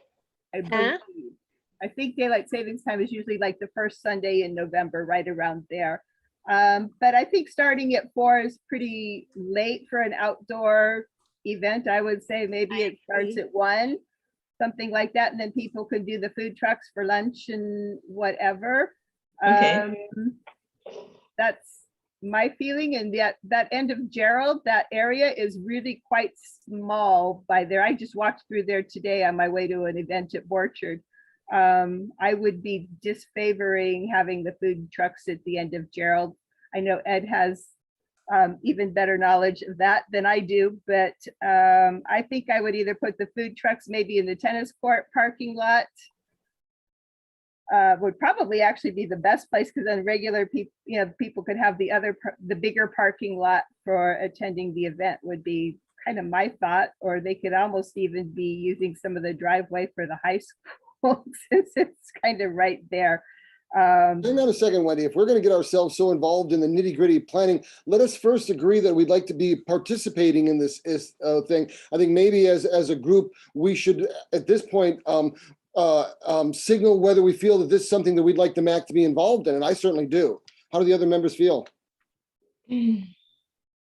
And Denise, when you have a chance, you can pull up the PowerPoint. Oh, okay, I was kind of waiting, but yeah, I can do that. I think, It's just some photos.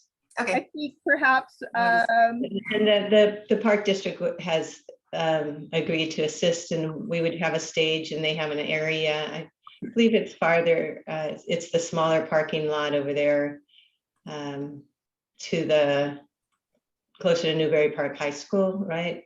If we could have it at Borchard, they have a kitchen there. And then also there's been discussion, depending on COVID, There we of go. possibly using the community center itself for a couple of panel discussions. I That This think, sounds awesome. I think we as a group should just basically give a thumbs up or a thumbs down by each of the things if we'd like to get involved in this. And I'd like to hear how the other members feel. Ed, Richard? It's a nice idea.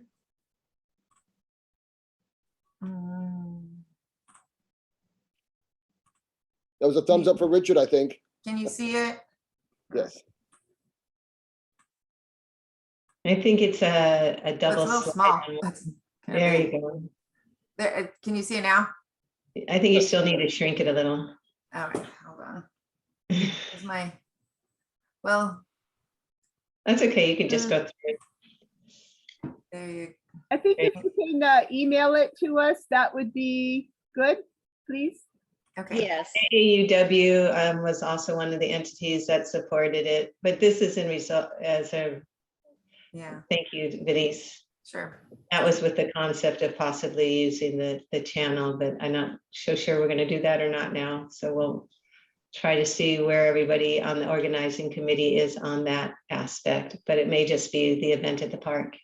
Okay, do we need a Yeah. formal motion to say we would like to be kept in the loop as an organization, or we can put it onto our next agenda for further discussion in September? I'll be glad to keep you apprised as we move through. And then also we are, if anybody wants to volunteer either through the MAC as a MAC, participating, or as individuals, that's great too. I'll join your bunch. I think it's a great idea. It is nice anytime you can get the park district, the school district, and the city and the county all doing something together in a positive fashion, and having the experts that we do. I'm glad to see it having the support that it has. So the best thing that's going to come out of it is it will be a good time, and even better, that we'll have done something to support people who are targets of hate. So we will stay in the loop and see how things go, and let's put this on our September agenda. Sound like a plan? Yes, sure. Okay. Then we're gonna move on to Conejo Gateway Plaza update. Okay. Did you want me to give that one, Supervisor Parks? Sure, that would be great. Sure. Okay, I did contact the city.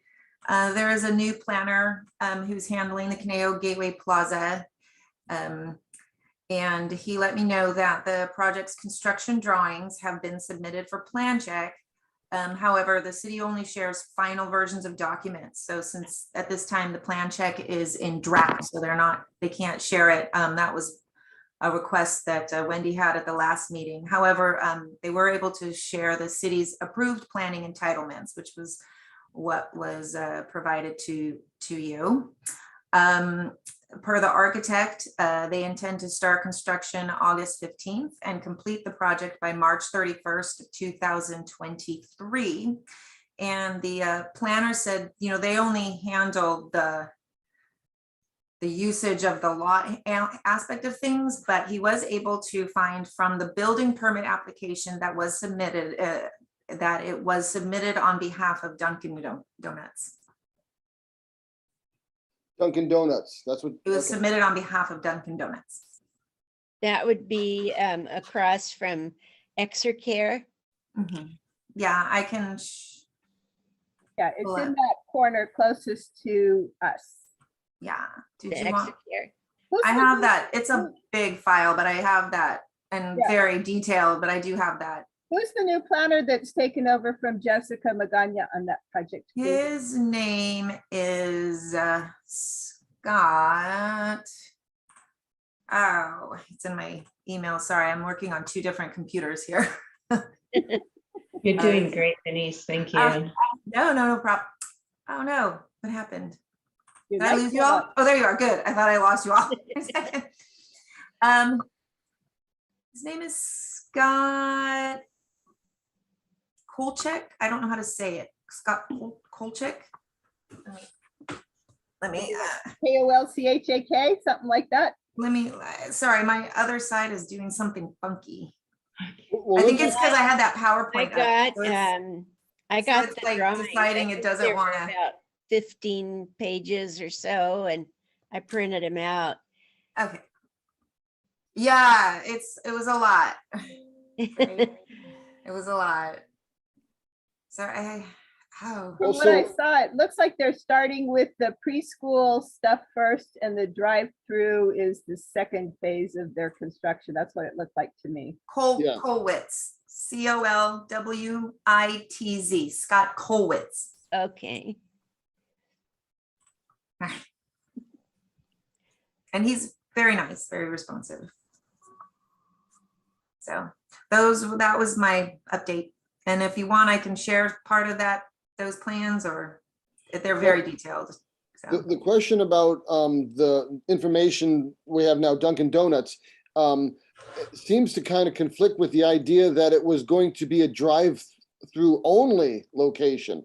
That was one of the aspects that I believe they were trying to say that was going to be a drive-through only. It seems impossible that you can have a Dunkin' Donuts without it being a walk-up location I as don't well. recall him saying only. So their plans always called for some patio seating Yeah. and Oh, did they? other things Okay, besides the drive-through. That was one of my concerns, is that you're gonna have people, out there yakking it at all hours.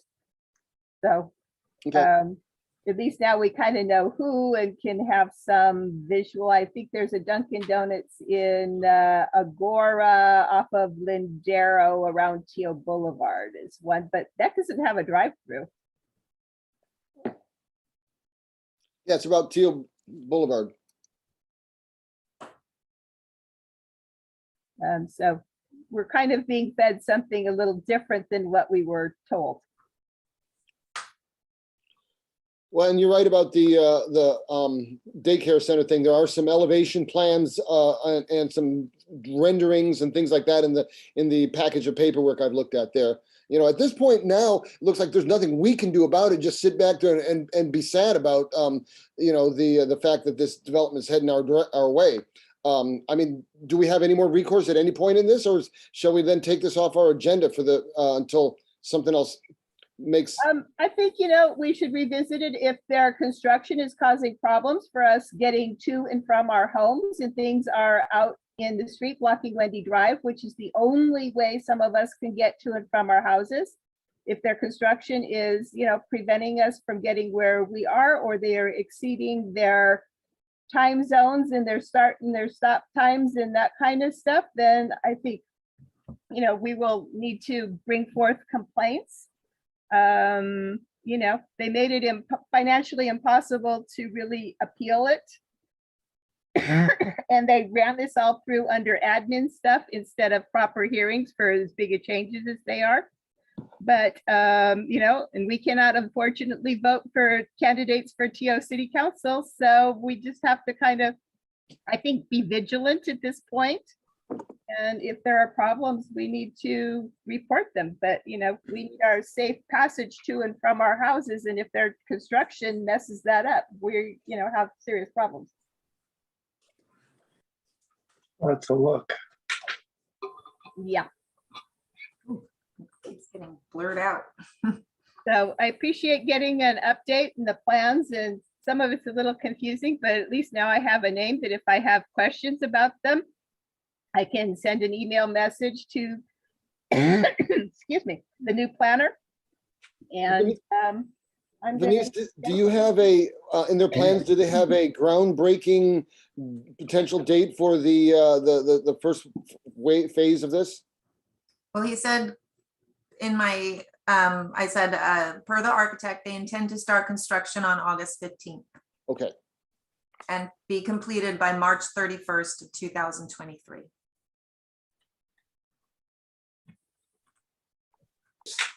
Well, I guess we'll have to be sad about it. I mean, I'm really disappointed that we weren't able to affect more change in those plans. So next item is graffiti removal. I do want to mention quickly, there's somebody, Mules, M-U-L-Z, that writes in purple, who just put purple on the box. Looks like the power boxes that are near the bridge on Wendy and Gerald, and also did purple graffiti on the new sign on the roll through. It's on the other side, on the back side. So I don't know who purple that writes M-U-L-Z is, but that's new graffiti that I happen to have noticed. Ed? I haven't seen that yet. I've been taking a lot of graffiti off of the Windy Bridge and the Gerald Bridge. It has slowed down a bit for now. But we are staying on top of it. I'm gonna have to take a look at that, because on the power boxes, that has to do with the county or the city or whoever owns the box takes care of that. We don't touch any of that stuff. We just do the bridge and yeah, just the bridges. As far as I know, we haven't been able to touch any of that stuff. Also, what Scott was saying about the wash where the concrete is, it used to be done by the Kiwanis Club, would do a removal in that area during a cleanup days.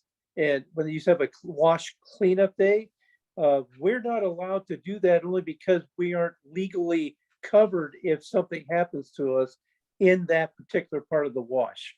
When we do the bridges on in the Casa Conejo, we are covered there by our permit, and the permit only states those areas. We don't do the ones over there where Scott was talking, only because of access is difficult for us old folks. But other than that, that's about it. I'll take a look at that over there on Windy Drive on the Windy Bridge again and see if they hit it again. So thanks for the There's a little bit of faint white graffiti on the wood boards that belong to the house. That house that's right next to the bridge on the west side. I can't really make it out, but it looks like somebody tried to do something and was kind of out of paint. But the purple mules, I think they're trying to expand their turf. So I'm not sure if they're electrical boxes or what, but they're, okay. I'll take a look at it. Thank you, Ed. Anything else on graffiti, guys? That's it. Okay, I want to quickly address a question we have in chat from Terry regarding the Jenny River and the way her street goes. Since we've kind of getting the flood control channel going, maybe watershed protection could address her question if the need. I've responded to her and told her to contact me directly and I'll work with her. Okay, so she will get taken care of. That's my concern, but it sounds like flood watershed protection needs to kind of look at that somehow, or whatever other county entity we are on for Jenny Drive. So now that they're finishing the other box on the thing, maybe they'll be about ready to move on to something else. I just wanted to make sure we touched base with it. She seems to have two different issues going on here as well. I'm reading the second one about discharge from what she thinks is the businesses, as opposed to just the rain flow thing there too. Yeah, I'll connect with her and get the details. Okay, great. Okay, so I'm going to go on, and it looks like time for the Orchard Ad Hoc Wetlands Subcommittee update from Scott. Thanks. I do have some new information to share with you guys. I'm gonna see if I can share my screen here in a second here. It incorporates the information about the channel walk and some of the things that are fairly important. Let's see. I think this is going to be it.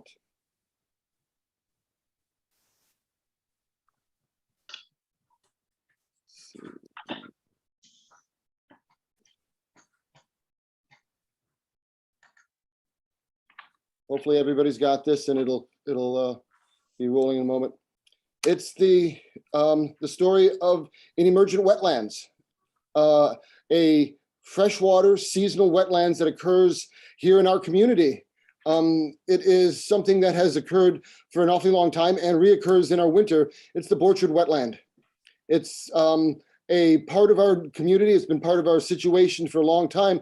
This is what it looked like in February 2017, the last time we had some fairly measurable rain that affected the flood channel and gave at that. But this is not unusual. We've had seasonal rains since the 40s that have caused serious flooding. This is from the original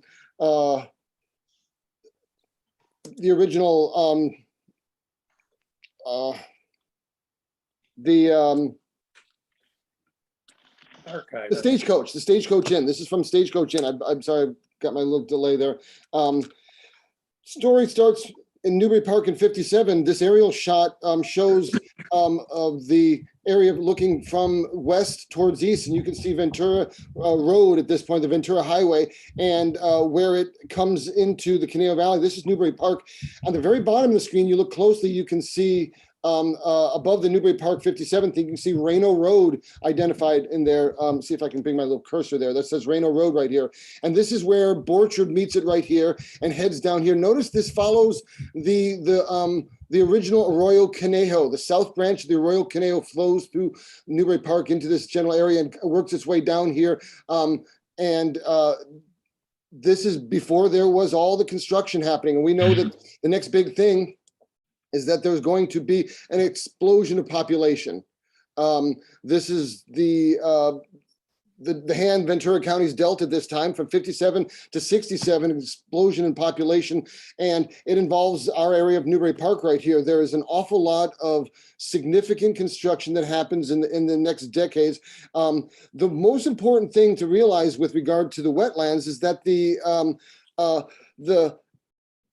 south branch of the Arroyo Conejo cannot be denied. It still had to flow to the sea. In this case, we're looking at right where Borchard Road is as it crosses over, matches up to the Ventura Freeway, the Ventura Highway. This is the Ventura Highway right here, the Conejo grade at the top, as you can see, coming down here. And this is Borchard Road right there. And then this is the, this is showing it there. Underneath here, this is the culvert showing the south branch of the Arroyo as it goes under there at this time in 1960, I say.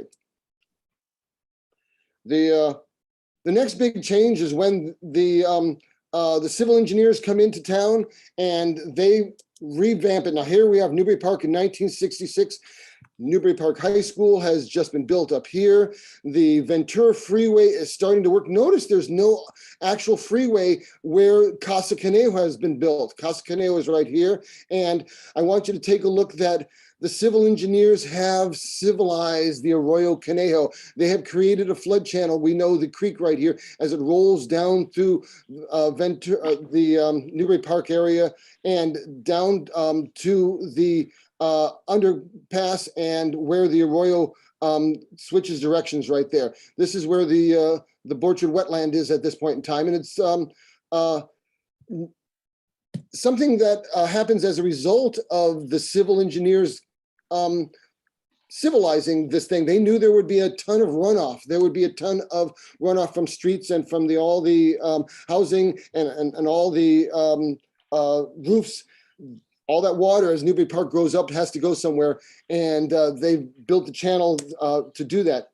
The little cookie in the picture right here is the drive-in. Check out the Thousand Oaks Drive-in right here at right about where Coles is right now. So that helps you get a feel for where we are right now. The story of the wetlands essentially switches gears. As I said, from 1966 to where the rest of my story comes in the late 70s. I remember seeing the wetlands for the first time as a student being bused from Newbury Park back home to Wildwood. And in early December in the mid 70s, maybe it was January, all of a sudden there was the wetlands on the Ventura Freeway as I'm getting on the freeway at Ventura at Wendy Drive, and sure enough, I blurted out, "What's that?" And some kid on the bus said, "Oh, that's the wetland." And that's how we've known it ever since. It seasonally shows up in the wintertime. Sometimes you go hunting for pollywogs and frogs and things. Sometimes it was just a motorcycle course for people. But that's how I picture it. Shortly after that, the county created a flood control easement, and they made it, because of the amount of flooding that had happened there, they put the easement into works. And in the time from that easement in the late 70s till now, the South Branch of the Arroyo Conejo hydrology summary includes 9 specific inundations that the Watershed Protection District has documented. And this was how we started to see, well, exactly when there were specific flood events in our area, and then we started searching for photographs from these things to show exactly how much flooding happens and how it affects our neighborhood here. This particular gauge is from the Newbury Park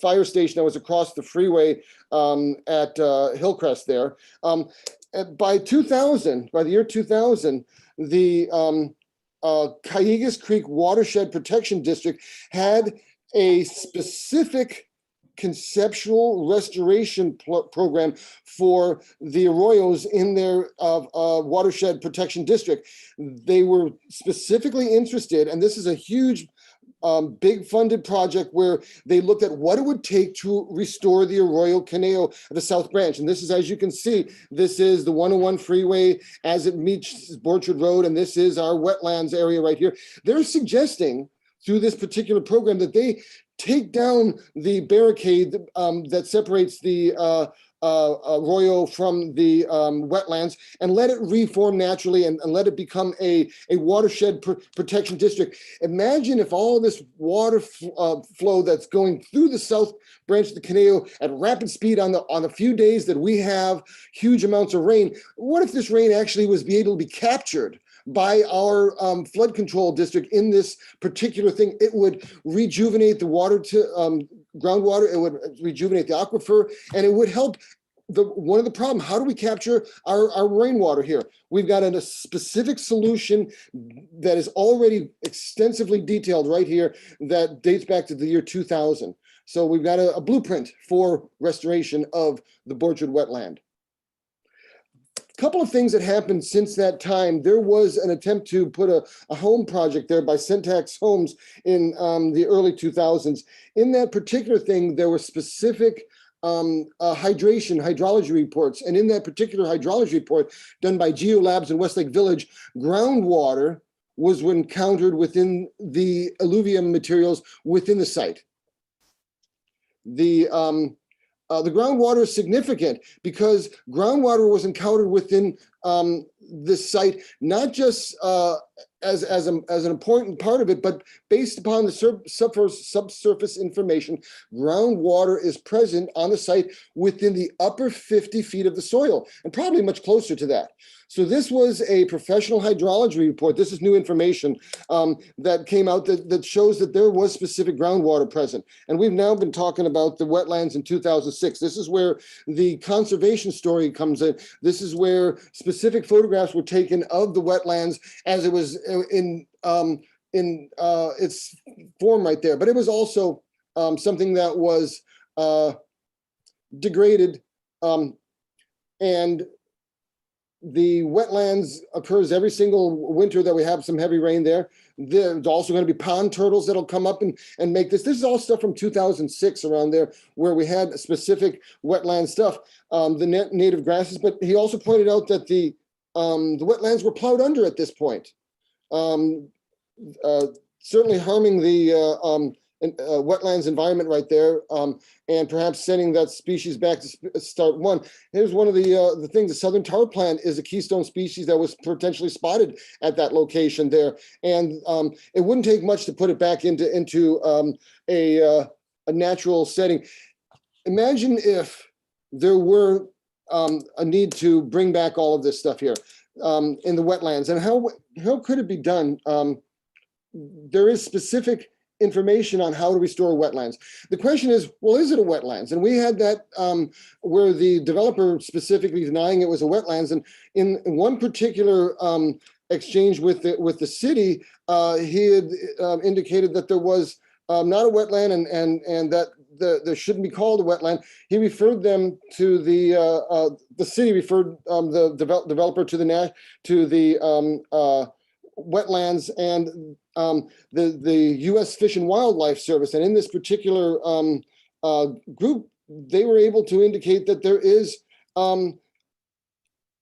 a wetland there, and the lady said, I do not plan to remove this designation from the mapper. She basically rebuked the developer and said, no, this is a wetland. So we're going to be referring to this as a wetland, and its most likely best result is to be restored as a wetland. We thank the U.S. Fish and Wildlife Service for that particular thing. And this is what that wildlife mapping service map looked like in June 17th, 2018. And that particular map also is a result of winter storms. Now, I bring back this particular chart to indicate the years that there were specific flood occurrences according to Watershed Protection District. So I was looking for photographs from these eras back here. Not that I'm going to find anything from 1980, but I was able to find specific photographs that relate to the amount of flooding. And this is an important part because we're talking about our neighborhoods overflowing in flood action. And this is what the channel looked like and the Borchard wetland looked like in 2005. And as we said, there's been specific flooding on these things that I've been able to capture. And this is just a 10-year storm. This is not something that's going to be big and huge, which we will have. And that's the thing that we need to point out. Extreme weather. We're having this extreme weather situation all the time. This year's rain, we got primarily in the 1 month of December. So that particular thing was just a 10-year flood we're looking at there from 2005. Whether that person who photographed it got it at the peak or not is not clear, but that was seriously a full flood channel right there. The flood control channel has been a big issue. This is now 2017. I am it's in February 2017, and we're now at my house. It had been raining heavily for quite a while, and there was specific amounts of rain everywhere. I had gotten on my rain gear and was gonna get a little bit of video of this with my GoPro. And you can see this is right at my front door, right? So I was overflowing the area in February 2017. When I happened to notice that at the same time, there was a guy in a kayak floating down the street, down from my house. So I chased him down the street in my rain gear, and turns out this guy has done this before. And I followed him down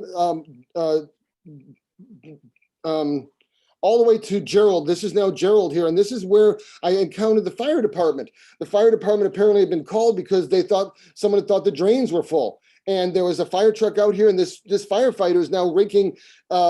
He thought it was blocked. The drain was blocked. So he's raking right now to try and open the drain up right here. And remember, we're and the captain is out here now, and he's observing the situation. And he basically turns to me and said, "Drain is maxed out." And he's basically saying it's not clogged, it's just full. So here we go. This is a perfect example of the flooding that occurs in our neighborhood that is still 2 blocks away from the thing of the channel. So where you're looking at right now is from the Wendy Bridge facing towards Borchard Park. On the right is Gerald Avenue. This is where that particular, on the other side of the houses here, and is Gerald, and that's where that flooding is right there. So that was 2017, where it was a 10 or 12-year flood. This is just this year. This is December of 2021. December 30th. This didn't even make the cut on the Watershed Protection District's list of big storms, yet you can see during peak flood, this thing is pretty full. There is a lot of water being flowed down here, and it appears now that the water happens in bursts. That is our new normal of extreme weather. The weather happens all in one big fell swoop, and this was probably a 2-week zone where we got all of our weather, all of our winter weather. This is the Arroyo as it passes past the Borchard wetlands on the right and into the flood channel at the Borchard underpass right here. Once again, this is December 30th of last year, showing just an average storm starting to fill up the thin groundwater. And here we go. This is the Borchard wetlands on that day, looking back at from the Borchard off ramp, the south facing off ramp, looking towards the Conejo grade. This is the Conejo grade right here. Sorry, it's not a real clear picture, but it's still pouring buckets at this point in time. The idea of how much water is here and how much could be saved becomes one of the key issues in the discussion. And now, as we've switched over to the idea of flood control as a way to save water. This was a bit of information the flood control has, is how they categorize their flood directions and how the two-dimensional analysis works. So now we've switched over to the channel walk. I wanted to share some photographs of channel walk.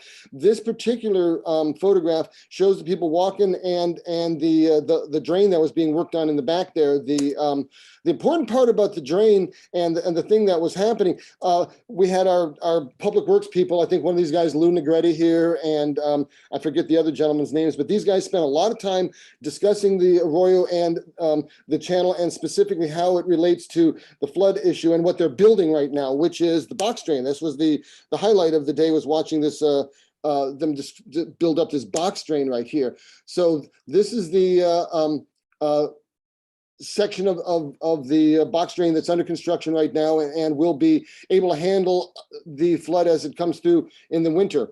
When we were on this particular hike, the professor from Cal State University Channel Islands, Sean Anderson, was leading discussion about the environment and about the native species that are in here and all the sort of things on that.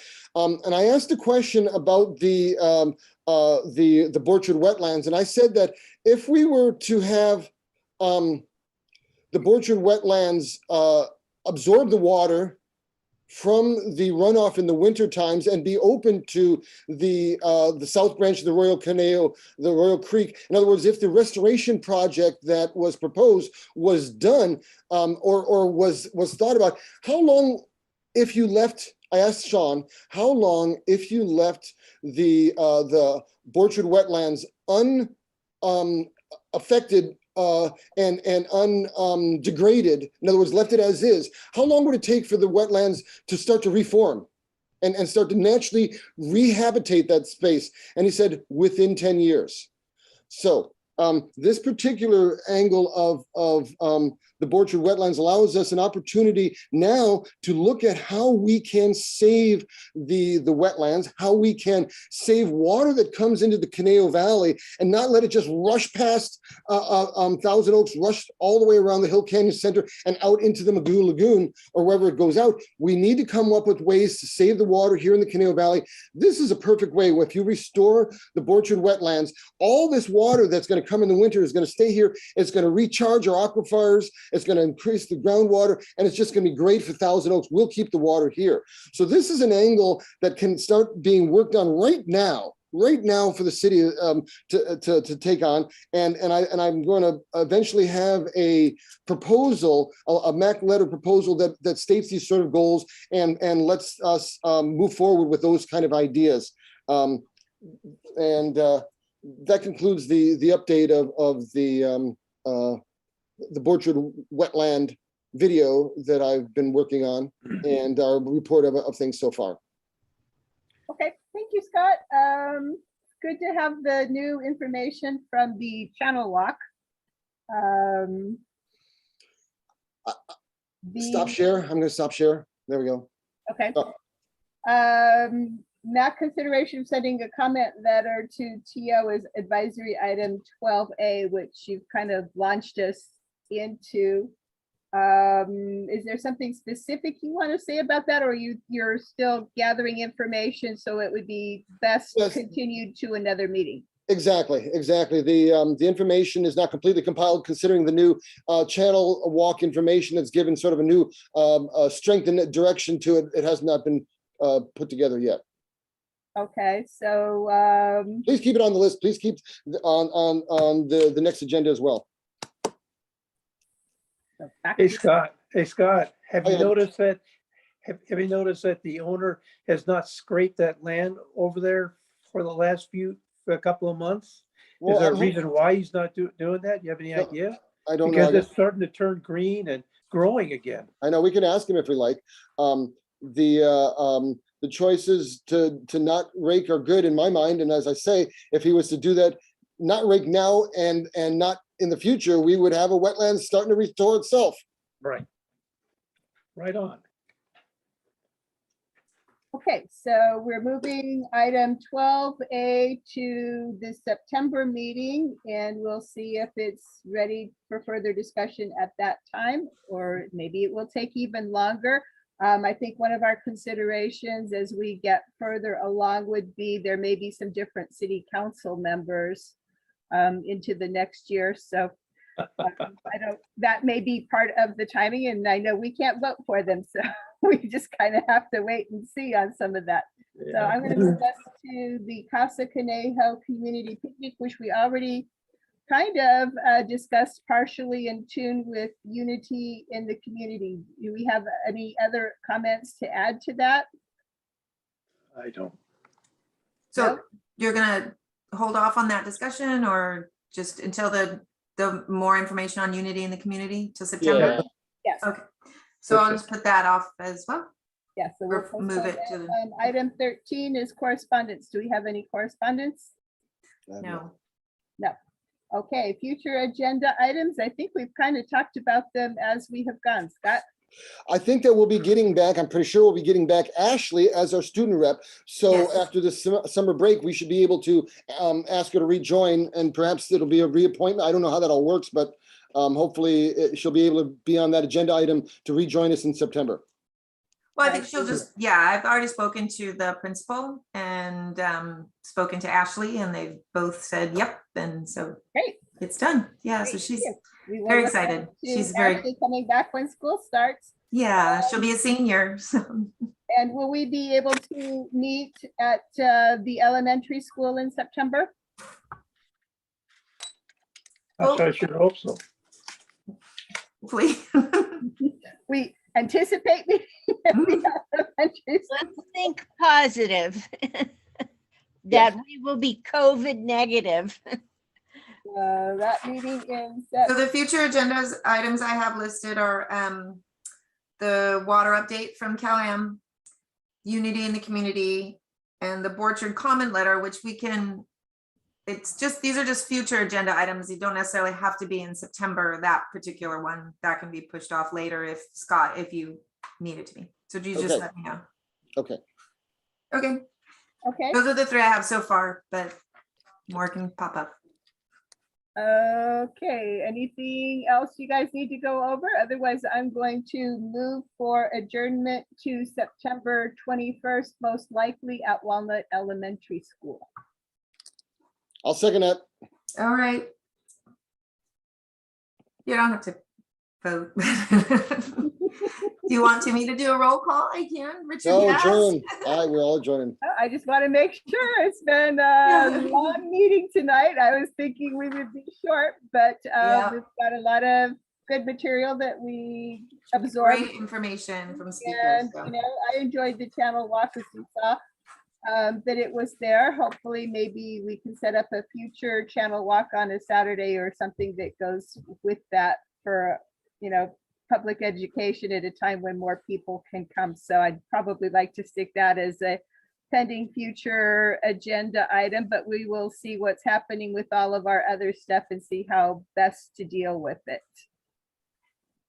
Check. Okay, it's 8:44 according to my computer. Thank you all very much for being here. I'm going to say we are adjourned to September 21st unless we hear otherwise for some reason.